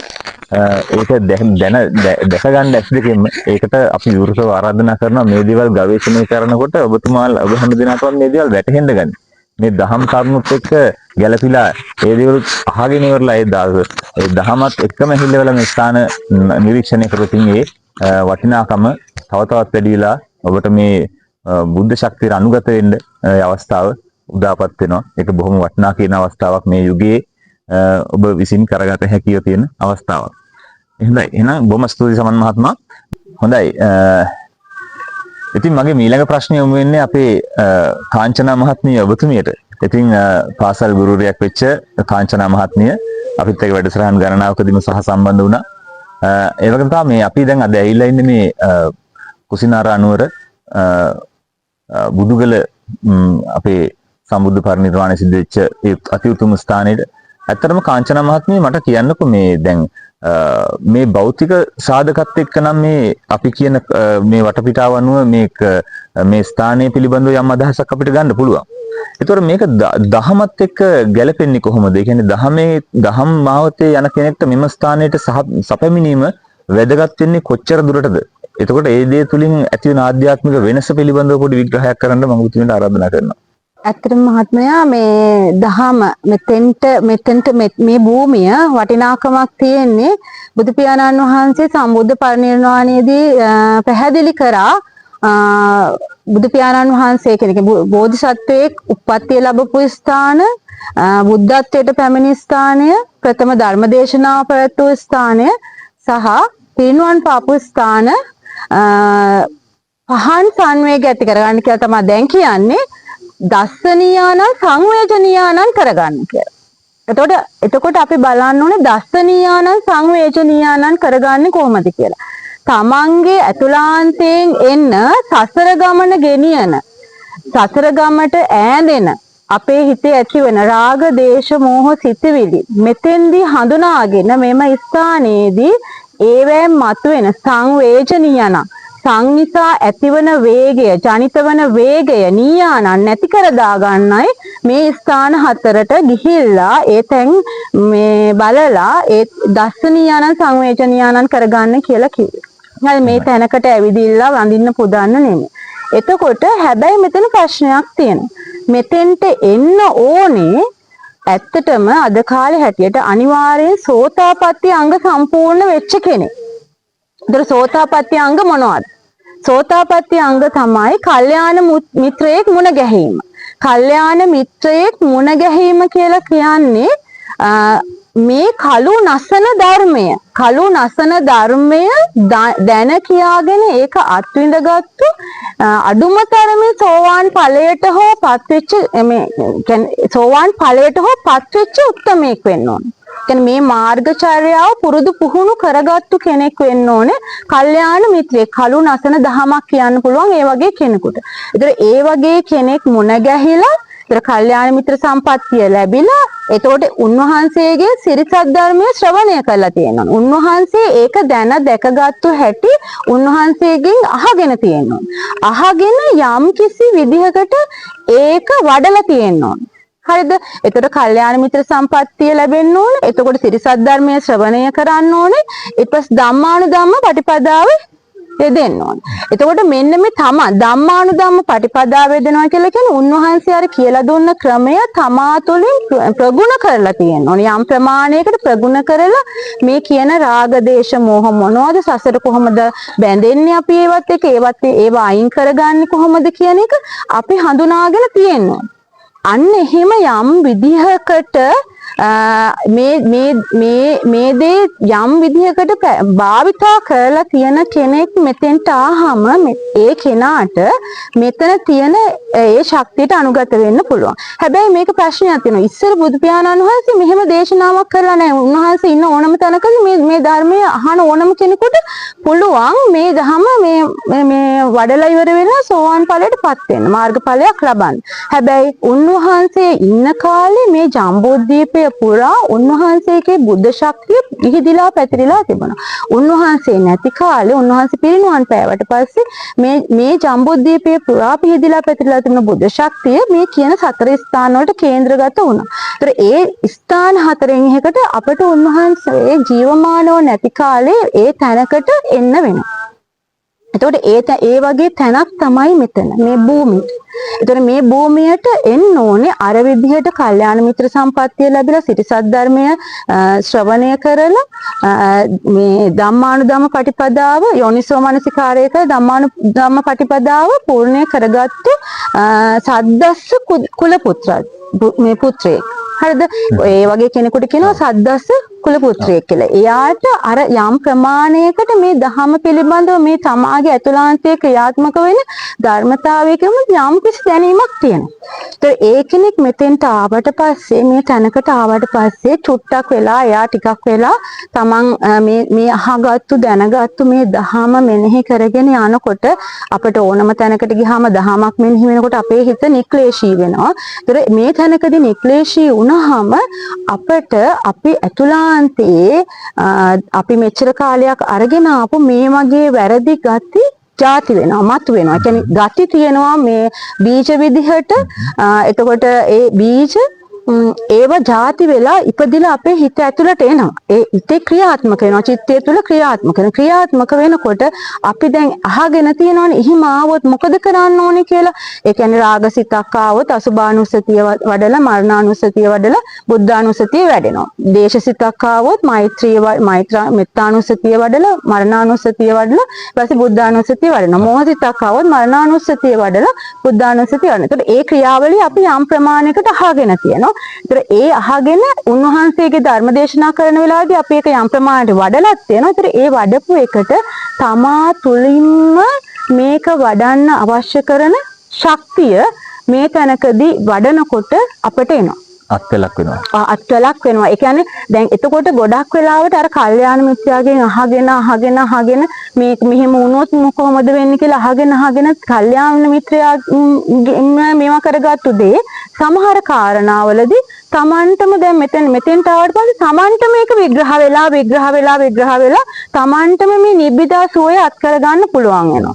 මෙතනදී පණ පිහිටනවා. ඒ කියන්නේ මම කියන්නේ මේක නිකන් තමා තුළම තමන්ගේම මේවකකින් නැගිට ගන්න පුළුවන් වෙනවා. වෙන තැනකට ගියා වුණත් ප්‍රශ්නයක් ආවුණත් තවත් අර මේ තමාටම මේක ලියා ගන්න පුළුවන් වෙනවා. ඒතකොට ඒ වගේ ශක්තියක් මෙතනින් ලැබෙනවා. ඒතර මේක ලැබෙන්නේ අර මේ සද්දස්ස කුල පුත්තස්ස වෙච්ච කෙනෙකුට.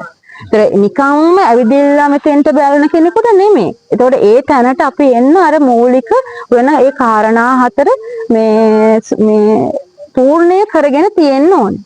ඒතර ඒ කෙනෙක්ට මෙතෙන්ට ඇවිදilla මේ සද්දස්ස කුල පුත්තස්ස කෙනෙකුට මෙතෙන්ට ඇවිදilla මේ බුද්ධ ශක්තියට අනුගත කරන්න පුළුවන්. බුද්ධ ශක්තිය කියලා කියන්නේ භව උදුරලා දාන්න ඕනි කරන ශක්තිය. ඒතර මං ගිය සැරේත් ඉඳන්කෝ මේ දෙකක දෙතාවයක් තියෙනවා කියලා. එතකොට මේ අපි වඩන්නේ අපිට නොපෙනෙන අනිත් පැත්ත. ඒ කියන්නේ සසර නිවෙන පැත්ත. නිවෙන පැත්ත වඩන්න අපට ඕනේ කරන ස්වභාවික ඒ ශක්තිය අපිට ලබා ගන්න තියෙන එක ස්ථානයක් මේ ස්ථානය. ඒතර ඒ වගේ කෙනෙකුට ඇවිදilla තමන් දරපු තමන් දැන දැකගත්තු විදිහට ඒ දහම මෙතන වඩාගෙන යනකොට ටිකක් වෙලා යනකොට Tamanටම තේරෙනවා මේ Tamanට මේ තියෙන ගැටලු Tamanගේ තීතියේ තිබිච්ච සමාඩ සතුට සිතෙන සිතක් වෙන්න පුළුවන්, ඒ කියන්නේ රාග සිතක් වෙන්න පුළුවන්, දේශ සිතක් වෙන්න පුළුවන්, මෝහ සිතක් වෙන්න පුළුවන්. Tamanගේ අජ්ජත්තේ ගැබ් වෙලා තිබුණ දේවල් මතුවෙලා ඇවිදලා විග්‍රහ වෙලා ඒවා නිවෙන මිදෙන නිදහස් වෙන පැත්තකට ක්‍රියාත්මක වෙනවා කියලා Tamanටම අත්දැක ගන්න පුළුවන් වෙනවා. තහන්න මේ කියන මේ ඇත්තටම මේ බුදුගල මේ පුණ්‍ය භූමිය ඇත්තටම මෙහි දහම වඩන්න කැමති. මේ සසර නිවෙන්න කැමති. අවශ්‍යතාවයක් තියෙන අයට ඉතාම වටිනා වැදගත් ස්ථානයක්. හොඳයි කාංචනාමිස් ඇත්තරම් වැදගත් විග්‍රහයක් ඔබතුමියකින් අපිට දැනගන්න ලැබුණා. මටත් මෙහෙම ප්‍රශ්නයකුත් ඔබතුමියගෙන් අහන්න හිතුණා කාංචනා මහත්මිය. දැන් සමහර දැන් බොහෝ පිරිස කියනවා ඇත්තරම බුදුරජාණන් වහන්සේ ඉන්දියාවේ ඉපදුනාද ලංකාවේ ඉපදුනාද ඒක නෙමේ ප්‍රශ්නේ තියෙන්නේ. කවුරු හරි කෙනෙක් මේ ධම්මාවතේ දහම ඉගෙනගෙන ඒ පිළිබඳව බණ භාවනා කරලා ඉවරලා මේ කියන අවසන් ඵලයට අධියරටපත් වෙන්න පුළුවන් මේකට අපිට බුදුහාමුදුරන්ගේ හිටපු ප්‍රදේශයේ එච්චරම අදාළ නැහැ නේද කියන තර්කය ඇවිල්ලා තියෙනවා. එතකොට මේක ඔබතුමියගෙන් මට ලියා ගන්න කැමතියි. ඒ කියන්නේ ඔබතුමියගේ මේ විග්‍රහය ඇතුලේ බුදුරජාණන් වහන්සේලා මේ ලෝකේ ජීවමානව වැඩ නොඉන්න මේ වගේ වකවානුවකදී මේ සතර සිද්ධාස්ථාන වලට දසනියන සංවිජ්ජනයන් තත්ත්වයටපත් වෙන්න අනිවාර්යෙන් පැමිණීම අනිවාර්යයේද මේ ධම්මාවත ප්‍රගුණ කරන්න කියන. අනිවාර්යයෙන්ම පැමිණෙන්න ඕනේ. මෙතන තියෙන ලොකුම මේ ගැටලුව දැන් බුදු පියාණන් වහන්සේ බොහෝ ස්ථානවල බොහෝම කාලයක් වැඩ ඉඳලා තියෙනවා. එතකොට මේ අපි රජගහනුවර, ජේතවනාරාමේ මේ වගේ තැන් ඒ තැන් ගැන මතු කරන්නේ නැතුව මේ සතර ස්ථානයක් ගැන උන්වහන්සේ මේ ලෝකෙට බිහි වුණු ස්ථානය. එතකොට මේ ඒ තැන එතකොට උන්වහන්සේ ඇත්තටම එතකොට මේ බුද්ධත්වයට පත් වෙලා නැහැ. එතකොට මේ එවැනි ඒ තැන මේ මතු කරේ ඇයි අච්චර ධර්මදේශනා කරපු තැන් ගැන කියන්නේ නැතුව මේ සතර ස්ථානයක් ගැන ඇයි මතු කරේ? ඒතර එහෙම ප්‍රශ්නයක් තියෙනවා. එතකොට ඒක නිසා මේ ඒක හන්ද අපි මේක හොයන්න ඕනේ මේ ඇයි මෙහෙම ස්ථානයක් උන්වහන්සේ මේ අවසාන මොහොතේ පිරිනුවන් පාන්න මේ හදන අවසාන මොහොතේ මේ හතර ස්ථාන ගැන මතු කරේ කියන එක. අනිත් එක බුදු පියාණන් වහන්සේ කියන්නේ ප්‍රඥා අධික බුද්ධ ශාසනයක් පිහිටව. අපේ ගෞතම බුදු පියාණන් වහන්සේ කියන්නේ ප්‍රඥා අධික බුද්ධ ශාසනයක් පිහිටව උන්වහන්සේ කෙනෙක්. ඒතර උන්වහන්සේ කියලා තියෙනවා මේක 50000ක් කල්. මේක පණ පිහිටවන තාක් කාලයක් මේක පවතිනවා කියලා. එහෙනම් උන්වහන්සේ නැති කාලෙකත් මේක පවතිනවා. එහෙනම් උන්වහන්සේගේ බුද්ධ කාලය කියන එක හඳුනා ගන්නත් උන්වහන්සේගේ ඒ පණ පිහිටවන්න පුළුවන් අය මතුවෙනකොට ඒ ශ්‍රාවකයන් ඒ කල්යාණ මිත්‍රයන්ගෙන් දහම අහන ශ්‍රාවකයන්ට මේ උන්වහන්සේ මේ ළඟ තියෙන මේ බුද්ධ ශක්තිය ලබා ගන්න ක්‍රමයක් තියෙන්න ඕනේ. ඒකට ඒක නිසා තමයි ප්‍රඥාධික බුද්ධ ශාසනයක උන්වහන්සේ මේ සතර ස්ථාන ගැන මතු කරේ. මේ ස්ථාන හතර වැදගත් නිසා. ඒකට අපි හැමෝම දැනගන්න ඕනේ නිකම්ම මෙතෙන්ට ඇවිදilla වැඳලා යන්න ඕනේ තැනක් නෙමෙයි උන්වහන්සේ මේ පිරිනුවන් පාන මොහොතේ මතු කරලා පෙන්නපු තැන. ඒතර ඒක අපි බලන්න ඕනේ නිවැරදි සිරිසත් ධර්මයේ තමා තුළ ක්‍රියාත්මක වෙන ඕන කෙනෙකුට අත්විඳින්න පුළුවන්. නිවැරදි සිරිසත් ධර්මයේ තමා තුළ ක්‍රියාත්මක වෙනකොට ඒ තැනකට ගිහිල්ලා බලන්න පුළුවන්. ඒ තැනකට ගියාම මොකද වෙන්නේ කියලා මේ තැනට ආවම බලන්න පුළුවන්. මේ ස්ථාන හතරට ආවම මොකද වෙන්නේ කියලා. ඒක තමන්ට අත්‍යවශ්‍යම ඔතන නෙමේ මෙතන කියන්නත් මෙතන නෙමේ ඔතන කියන්නත් මේ එහෙම නෙමේ තමන්ට අවංකවම මේ සසර ගමන නිවෙන්න ඕනේ කවුරු හරි ශ්‍රාවකයෙක් ඉන්නවා නම් ඒ ශ්‍රාවකයාට මේ කොහොම හරි මේ ධහම අවබෝධ කරගෙන මෙතනින් මිදී නිදහස් වෙන්න නම් ඕනේ. එතන ඒ උන්වහන්සේ කියලා තියෙන දේවල් අධ්‍යයනය කරන්න ඕනේ. එතකොට එහෙම අධ්‍යයනය කරලා ඒ තැනකට ආවට පස්සේ ඒ තැනදී අර කියනවනේ සාමාන්‍යයෙන් බෝධි මූලයේ චිත්තසංතානය කැලැම්බි මතුවෙලා ආවා කියලා. එතකොට මේ බුදු පියාණන් වහන්සේ වෙන්නේ බුද්ධත්වයට පත් වෙන්න කලින් බෝධිසත් කුමාරයා බෝධිසත්වයෝ මේ ඒ බෝධි මූලයේ හිරිවඩුනේ බෝධීන් වහන්සේ ළඟ බෝධි මූලයේදී උන්වහන්සේගේ සිත තුළ තියෙන මේ මෙත්තා කරුණා මුදිතා උපේක්ඛා සිතවිලි සහ මේ සසර දුවන රාගදේශ මෝහ සිතවිලි කියන දේවල් ගොඩවලට වෙන් කරලා ඒවා අයින් කරලා ඊට පස්සේ මෙත්තා කරුණා මුදිතා උපේක්ඛා සිතවිලි වලින් මේ පුරව ගත්තා. උන්වහන්සේ එතන ඒ තැනට ආවා. එතකොට එහෙම අයින් කරගත්ත, වෙන් කරගත්ත. ඒතර මේ තැනකට එන ඕනම කෙනෙකුට, මේ සතර ස්ථාන කියන ඕනම පුණ්‍ය භූමියකට යන ඕනම කෙනෙකුට තමන් ත්‍රිසත් ධර්මයේ ශ්‍රවණය කරලා මේක යෝනිසෝ මනසිකාරය කළා ධම්මානුධම්ම පටිපදාවේ යෙදිලා ඇවිදිලා ඉන්න ඕන කෙනෙකුට මේ තැනකට ආවම මේ තැන තියෙන ඒ නික්ලේශී ස්වභාවයත් එක්ක, ඒ ශක්තියත් එක්ක, මේ බව උද්ද කරගන්න තියෙන මේ ශක්තියත් එක්ක තමන්ට අනුගත වුණාට පස්සේ තමන්ගේ චිත්ත සංතානියත් කැළඹි එනවා. මේක ප්‍රායෝගිකවත් වෙන්න පුළුවන්. කෙනෙක් කියනවා නම් බුදු පියාණන් වහන්සේගේ දහම තිබුණාම ඇති, උන්වහන්සේ බුදු වුණ තැන, පිරිනුවන් පාපු තැන, මේ ප්‍රථම ධර්ම දේශනාව කරපු තැන, මේ ඉපදුණු තැන ගැන හිතන්න අවශ්‍යතාවයක් නැහැ. අතනද මෙතනද කියලා ඒක ලොකු ආර්යෝපවාදයක් වෙනවා.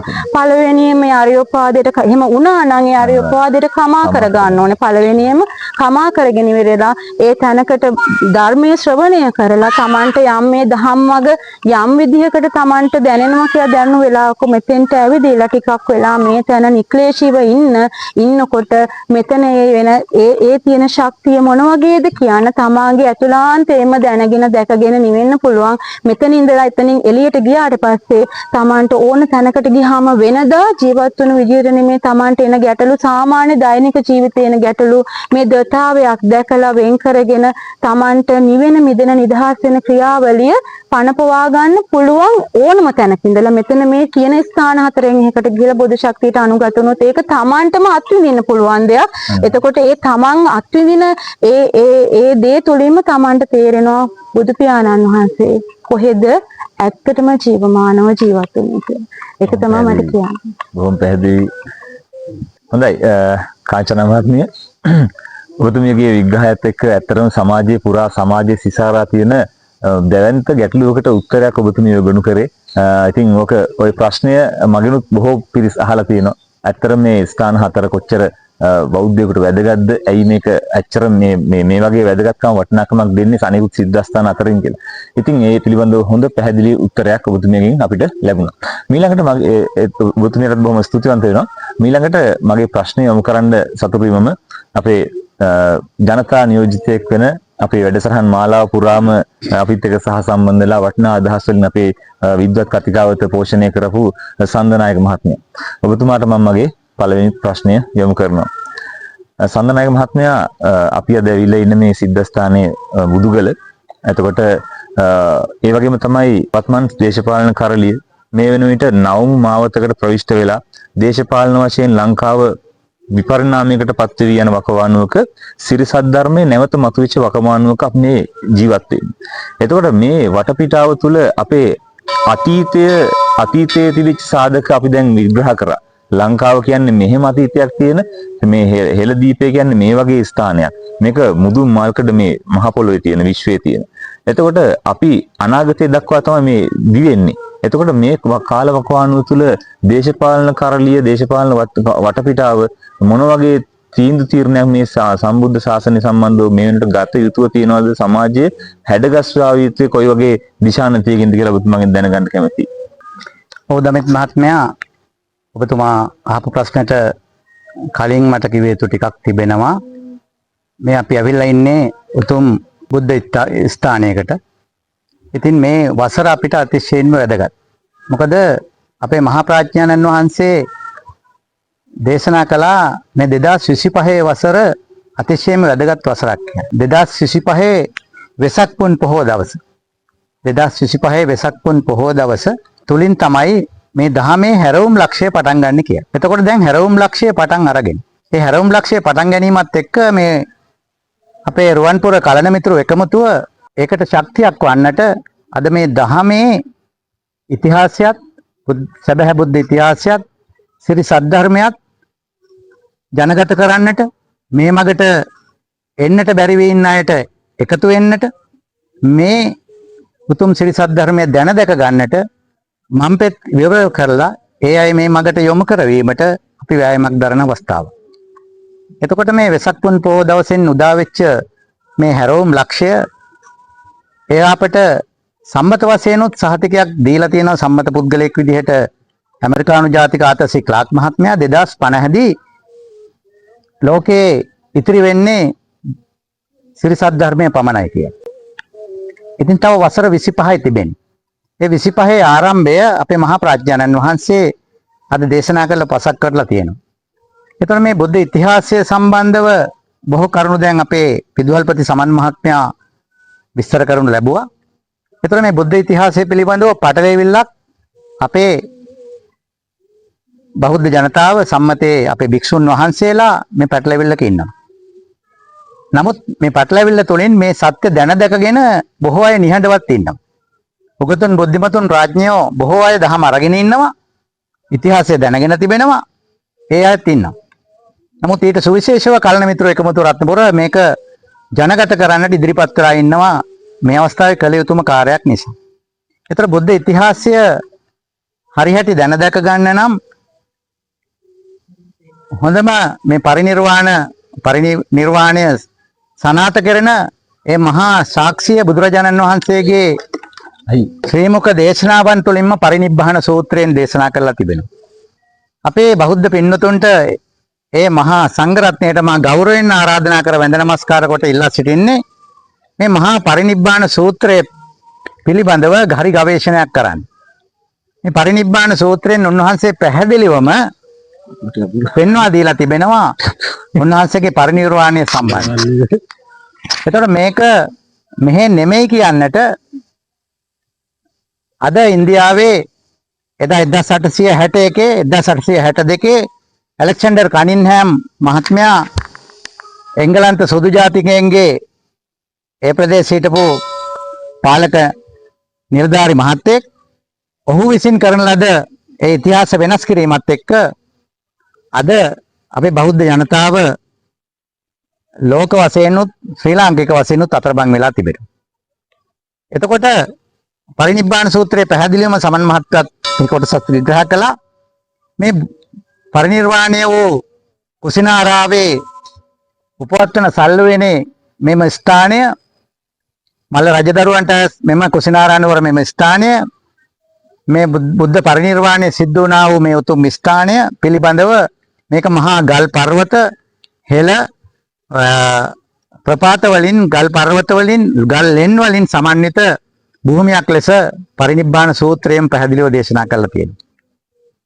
එතකොට මේ සනාථ කරන්නට බුදුගල මේ ඓතිහාසික ස්ථානයේ අදත් නොනැසී විනාශ නොවි ධර්මතාවයෙන් ගල් බවට පත් වෙලා බුදුගල ලෙස අද එහෙම්මම තිබෙනවා විරාජමානව නොසෙල්වි අදත් ඒ සාක්ෂිය මේ ලොවට කියාපානවා.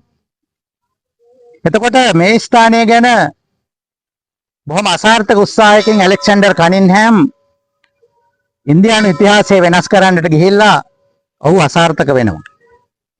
ඔහු අද හේ තෝරාගෙන තියෙන්නේ කොහෙද?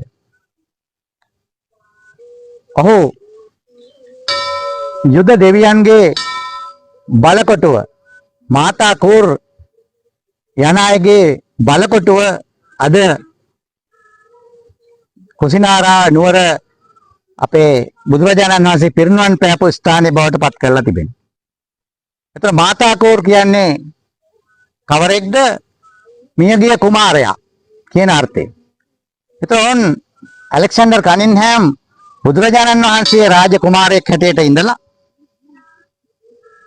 රජබව නොලැබුවත් රජකමට පත් නොවුනත් රජ කුමාරයෙක් හැටියට හිටපු සිද්ධාර්ථ කුමාරයාණන් තමයි බුද්ධත්වයට පත් වෙලා අද මේ පරිනිර්වාණයට පත් වෙලා තිබෙන්නේ.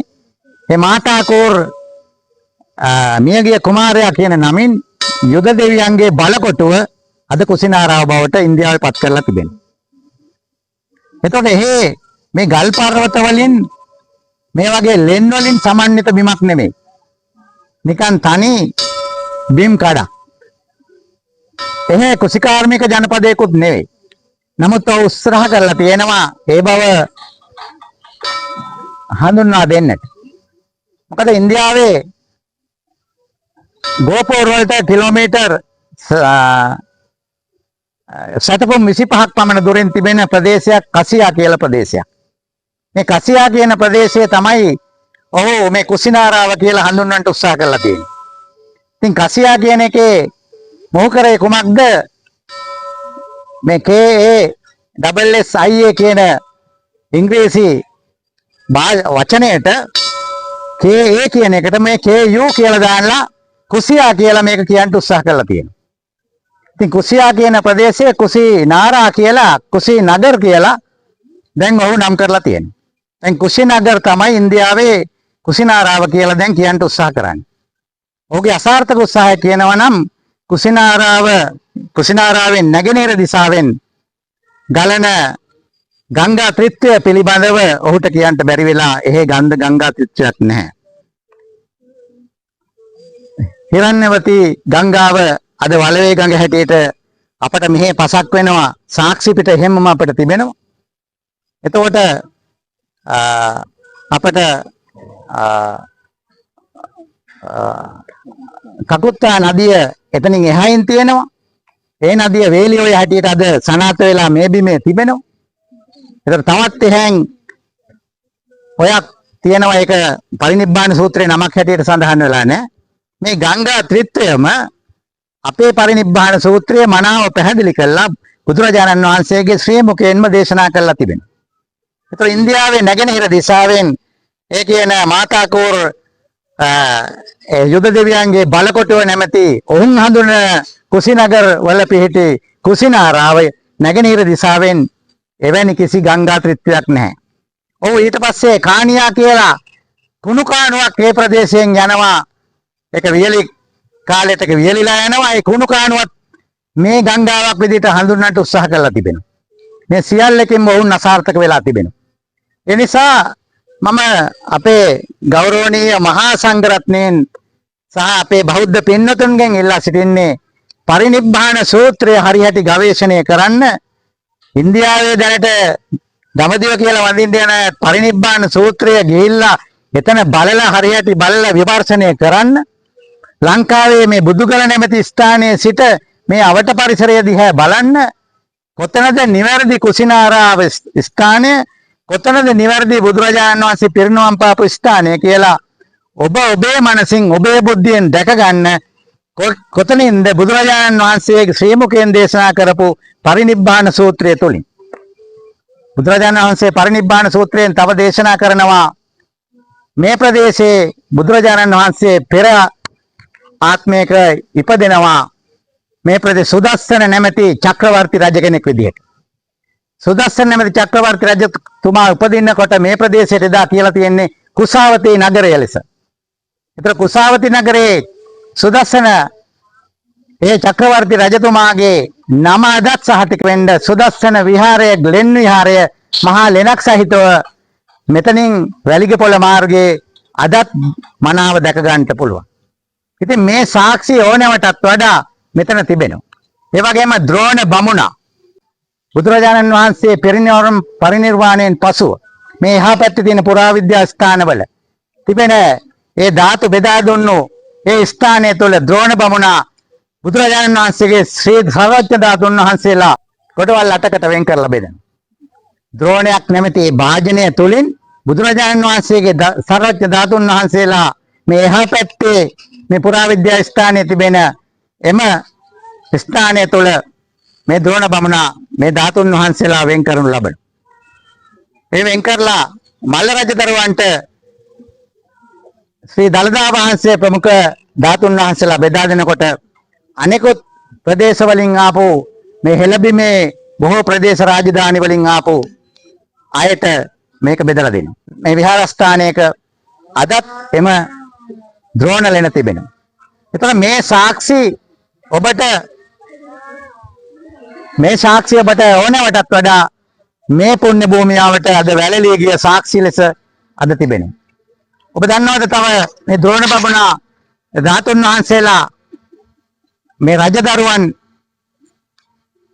8 දෙනෙකුට මේක බෙදනකොට මේ 8 දෙනා විසින් ගිහිල්ලා ඒ සෑයවල් බඳින්න සූදානම් වෙලා ඉන්නකොට අපේ මහා කාශ්‍යප මහා අරහතුන් වහන්සේ මගධ දේශයේ රජගහනුවර රජ අජාසත් රජතුමා සමග සාකච්ඡා කරනවා.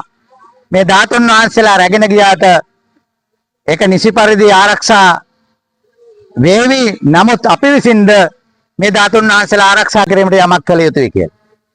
ඒ නිසා මේ ධාතුන් වහන්සේලා සියලු දෙනා ළඟටම ගිහිල්ලා හැම ද්‍රෝණයකින්ම ධාතුන් වහන්සේලා මිටක් එකතු කරනවා කවුද? මහා කාශ්‍යප රහතුන් වහන්සේ. එක කොටසක් විතරක් උන්වහන්සේ නොගන්නවා. ඒ කවුද? මේ කෝලිය රාමග්‍රාමයේ හිටපු කියන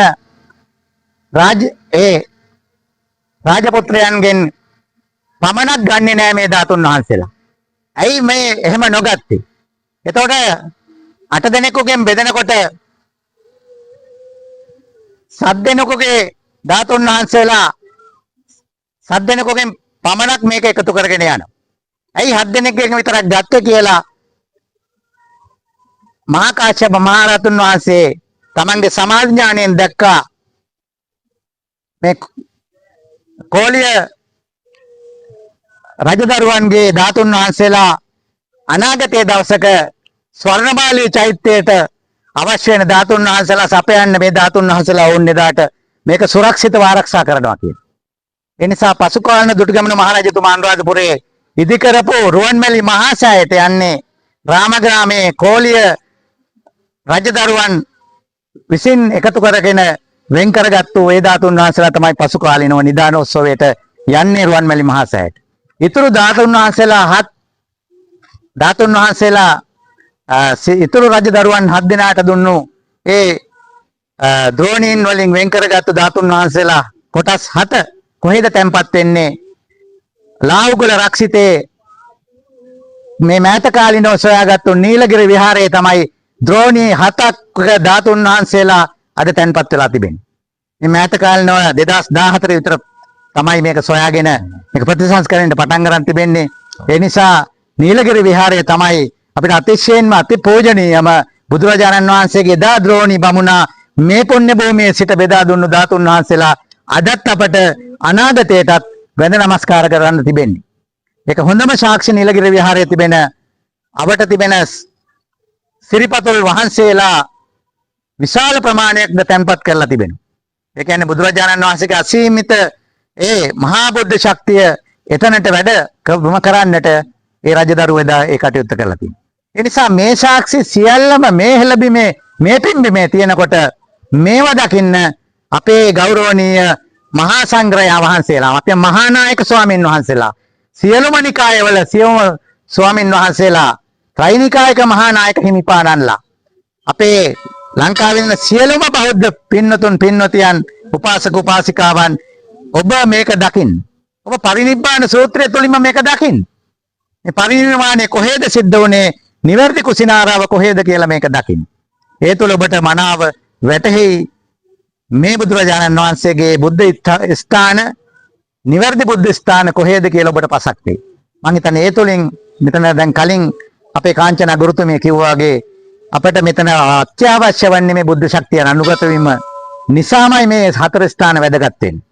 අපිට දුකයි අපිට හරි කනගාටුයි අපේ බෞද්ධ අපේ අම්මලා අපේ තාත්තලා අපේ දරුවෝ ලක්ෂ ගණන් වියදම් කරලා ඉන්දියාවට යවනවා. ඉන්දියාවට ගිහිල්ලා ඒ බුද්ධ ස්ථාන වැඳලා බුද්ධ ශක්තිය ලබා ගන්න කියලා. අනේ ඉන්දියාවේ මැටි වලටත් ඉන්දියාවේ ගඩොල් වලටත් ඉන්දියාවේ හින්දු සහ ජෛන කෝවිල් වලටත් වැඳලා කොතනින්ද ඔවුන් බුද්ධ ශක්තියක් ලබන්නේ? කොතනින්ද ඔවුන් නිවනක් ලබන්නේ?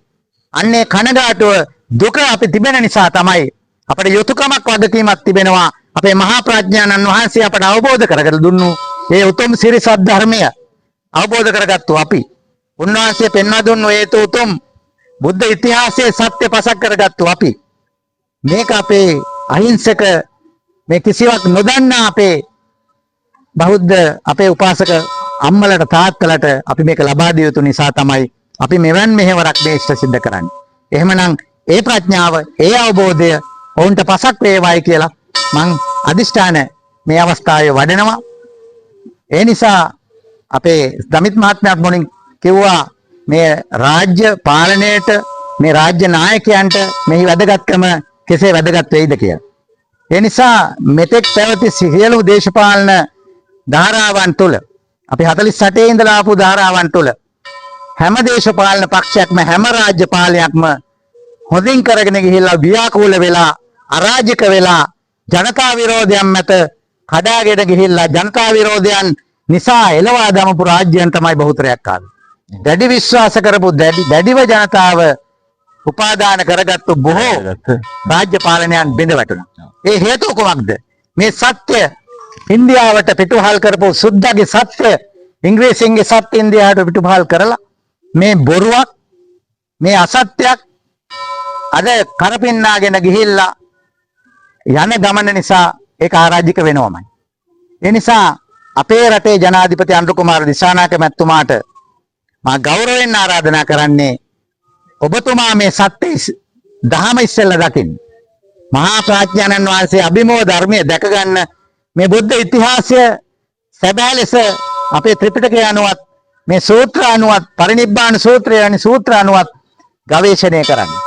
ඔබ නිවැරදිව මේක ගවේෂණය කරලා අරගෙන මේකට තැන දෙමින් මේක මත කරන්න ඔබ අධිෂ්ඨාන වඩා ගත්තොත් ඔබගේ රාජ්‍ය පාලනය අපරාජිතව ඔබට ඉස්සරහට යන්න පුළුවන් කියන සහතිකය අපට මේ අවස්ථාවේ දෙන්න පුළුවන්.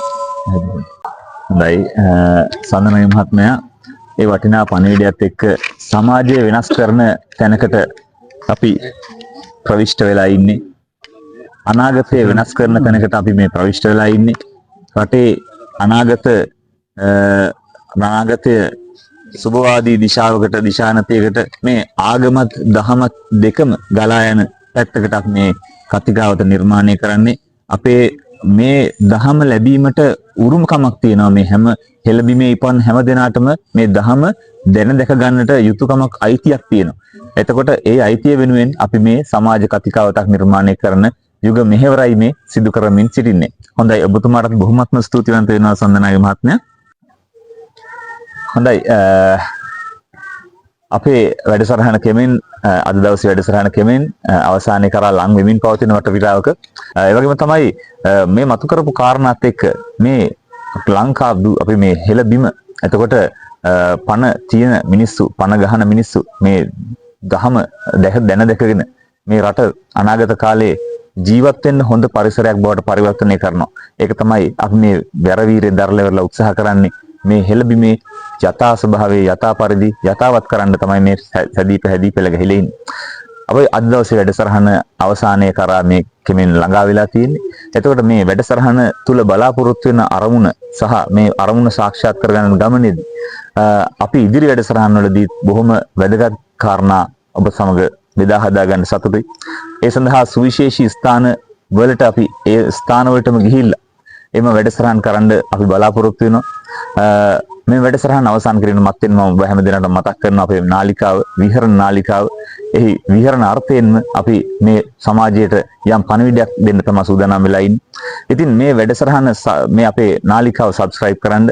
තවත් කෙනෙකුට මේ ධම්මාවතේ ඔබට මේ ලබාගත් දැනුම් සම්භාරය තවත් කෙනෙකුට ෂෙයා කරනවා කියන එකේ තියෙන තේරුම තමයි ඔබගේ ධම්මසත් පෑදෙනවා තවත් කෙනෙකුගේ ධම්මසත් පෑදෙනවා. මේ වැඩසටහන අවසන් කිරීම මත්ෙන් මම වැඩසටහන අවසන් කිරීම සඳහා අපේ සමන් මහත්මයා දෙසට හැරෙනවා. සමන් මහත්මයා අවසාන වශයෙන් ඔබතුමාට අද දවසේ කතිකාවත් සම්බන්ධව මොනවාද ඔබතුමාට මේ සමාජයට දෙන්න තියෙන පණිවිඩය අවසාන වශයෙන් අපිට මේ වැඩසටහන තුල? ඔව් දමිත් මහත්තයා මම හිතන්නේ අද අපිට පුළුවන් වුණා මේ බුදුගල කියන්නේ මොකක්ද කියලා අපි ගවේෂණය කරපු ප්‍රමාණයෙන් යම් ප්‍රමාණයක් සමාජගත කරන්න. තව බොහෝ තොරතුරු තිබුණත් අපි ඒවා බොහෝ විදියට සීමා කළා. ඉතින් බුදුගල කියන්නේ මිනිස්සු දැනගෙන ඉඳියේ මිනිස්සෙක් කැලේ ගියාම බුදුවරේ බණ කියන රූපයක් ගල්ලෙන එක දැක්ක නිසා මේකට බුදුගල කිව්වා කියලා මෙහි ඉඳපු කෙනෙක්ගේ මම අහපු ප්‍රශ්නකට උත්තරයක් විදිහට හම්බුණා. ඉතින් මම එවෙලේ හිතුවා මොන තරම් විදිහට මෙතන තියෙන ඉතිහාසය වැහිලා තියෙනවද කියලා. ඉතින් අද මම හිතනවා මිනිස්සු තේරුම් ගන්න ඕනේ බුදුගල කියන්නේ එහෙම තැනක් නෙමෙයි. ඒක ඔබ තේරුම් ගන්න මහා සුදර්ශන රාජයා උසාවති විදිහට පාලනය කරපු අවුරුදු 14000කට පෙර සිදුවුනේ සිදුවීම් තේරුම් ගන්න පුළුවන් ලකුණුත් තියෙනවා. ස්වස්තික ලකුණ ඔබ ගිහින් බලන්න සුදර්ශන විහාරේ ගල්ලේනේ තියෙන. සක්විති රජවරුන්ගේ පාලන තන්ත්‍රයේ ලකුණ තමයි ස්වස්තික ලකුණ. ඒකේ ඩයින අපේ ලංකාවේ පැවැතෙන දෙයක්. ඕක කූරගල විහාරෙත් තියෙන. මේ බුදුගල විහාරෙත් තියෙන. ස්වස්තික ලකුණ තියෙන. එතකොට සඳ මහනුවර තියෙන්නෙත් මේ. සඳමහනුවර ගැන බොහලා බලන්න මොන තරම් පැරණි නමක්ද කිය. ඔද සඳගිරිය ඔය මිනිස්සු ගමේ ගියාම ඔක්කොම කියන සඳමහනුවර කිය. ඉතින් මෙවැනි ඉතිහාසයක් තමයි අද අපි විවරණය කළේ. මම හිතන්නේ රුවන්පුර කර්ණමිතුවේකදු විදිහට අපිට ඕන වුණා විහරණ නාලිකාව අපි ගොඩනැගුවේ මෙන්න මේ වැළලී ගිය දේවල් මිනිස්සුන්ට ලබා දීලා මේ මහා ප්‍රඥාන වහන්සේගේ ධර්මයේ අහලා ඒ ධර්ම මාර්ගයේ යන අයට උපස්තම්භනයක් සඳහා. ඉතින් අපි මේ කියන කාරණා අපි හැමදාම කියනවා වගේ ඔබ ප්‍රඥාවෙන් විමසා බලන්න කියලා ඉල්ලන. අපි මේ කියන කාරණා මේ සාධක සාක්ෂි ඔබටත් පුළුවන් හොයලා බලන්න. හොයලා බලලා ඔබ මේවා තේරුම් ගන්න. තේරුම් අරන් මේවා ප්‍රඥාවෙන් දැකලා අනාගත පරම්පරාව උදෙසා අපේ රටේ ඉතිහාසය නිවැරදිව දරුවන්ට දෙන්න උත්සාහ කරන්න. ඒක තමයි අපේ ඉල්ලීම වෙන්නේ. අවසාන වශයෙන් මම මේ මතක් කරන්න මේ බලංගොඩ කියන එක පවා ඔබේ මේ ප්‍රදේශයේ මම ගවේෂණය කරනකොට අසා දැනගත්ත ප්‍රවාදයක්. බලංගොඩ කියන්නේ ඉදින නම් වලට තවත් ප්‍රවාද ඇති. අපි මේ දහමට අයිති ප්‍රවාදයක් තමයි මේ අග්ගඤ්ඤ සූත්‍රයේ තියෙන විදිහට මේ මහ පොළව මතුවෙනකොට පොළවෙන් ජලයෙන් පළමුවටම මතුවෙච්ච ගොඩ තමයි මේ බලංගොඩ. මේකට නම වෙන්නේ බලංගොඩ කියලා ඒකයි. ඉතින් මේ එහෙම ජනප්‍රවාදයක් මෙහි තියෙනවා. ඒ ජනප්‍රවාද හොයලා බලන්න. මහ පොළවෙන් උඩට මේ ලංකාපුරයේ නැත්නම් මේ ලංකාව ආපු විදිය භූවිද්‍යාවේ බොහොම පැහැදිලිව දිනා මුහුදෙන් ඉහළට මතු වුණා. ඉතින් මේ මතු වෙනකොට පළමුවෙන්ම මතු වුණු මේ කඳු තීරය මේ බලංගොඩ කියලා මහ බක්මයා මෙතෙන්ට නිලුම් ඇටයක් දැම්ම කතාවක් ওই කතාවල තියෙන. ඉතින් මේ ඉන්න යතිවරුත් මේ ඉන්න අය දන්නවා. ඒක ඉතාම වැදගත් දෙයක්. මම හිතන්නේ බලංගොඩ ප්‍රදේශයේ ඉන්න මිනිස්සුන්ට ඔබ ඉන්නේ මොන වගේ තැනකද කියලා බලන්න. ඉතාම මේ විශ්වයේ ඉතා පිරිසිදු මිනිස්සු බිහිවෙච්ච පළාත. ඉතින් ඒ වගේ දේවල් බොහොමයක් ඔබට අපි අද ගෙනාවා. එහෙනම් විහරණ ඥාලිකාව ඔස්සේ අපේ මේ කතා තව ඉස්සරහටත් ගොනු වෙනවා.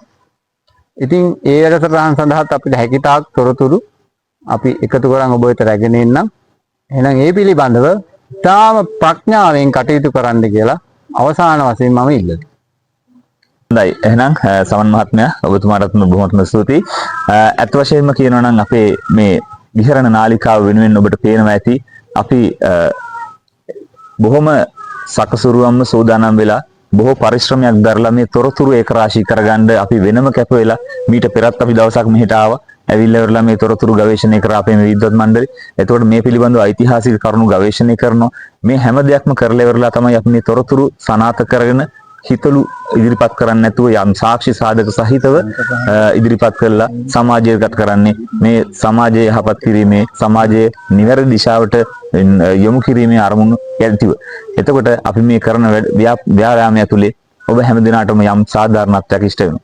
එහෙනම් අපි අද දවසේ ඔබ හැමගෙම සමුගන්නවා මේ අවස්ථාවේ තවත් වැඩසටහනකින් ඔබ වෙත ප්‍රවිෂ්ඨ වීමේ බලාපොරොත්තුව තබාගෙන ඒ වගේම තමයි නැවත ඔයාලට මතක් කරනවා අපේ විහරණ නාලිකාව subscribe කරන්න. තවත් කෙනෙකුට මේ දැනුම දැක ගන්න මේ දහම දැක ගන්න මේ හෙළ ඉතිහාසය දැක ගන්න මේ නාලිකාව පිළිබඳව තොරතුරු තවත් පිරිසකට තවත් බොහෝ පිරිසකට ලැබෙන්න සලස්වන්න. එහෙනම් ඔබ හැම දිනකටම ස්තුතිවන්ත වෙනවා. එහෙනම් අපි නැවතත් වැඩසටහනකින් මුණ ගැහෙන්න ඔබ හැම දිනකටම බොහොම ස්තුතියි.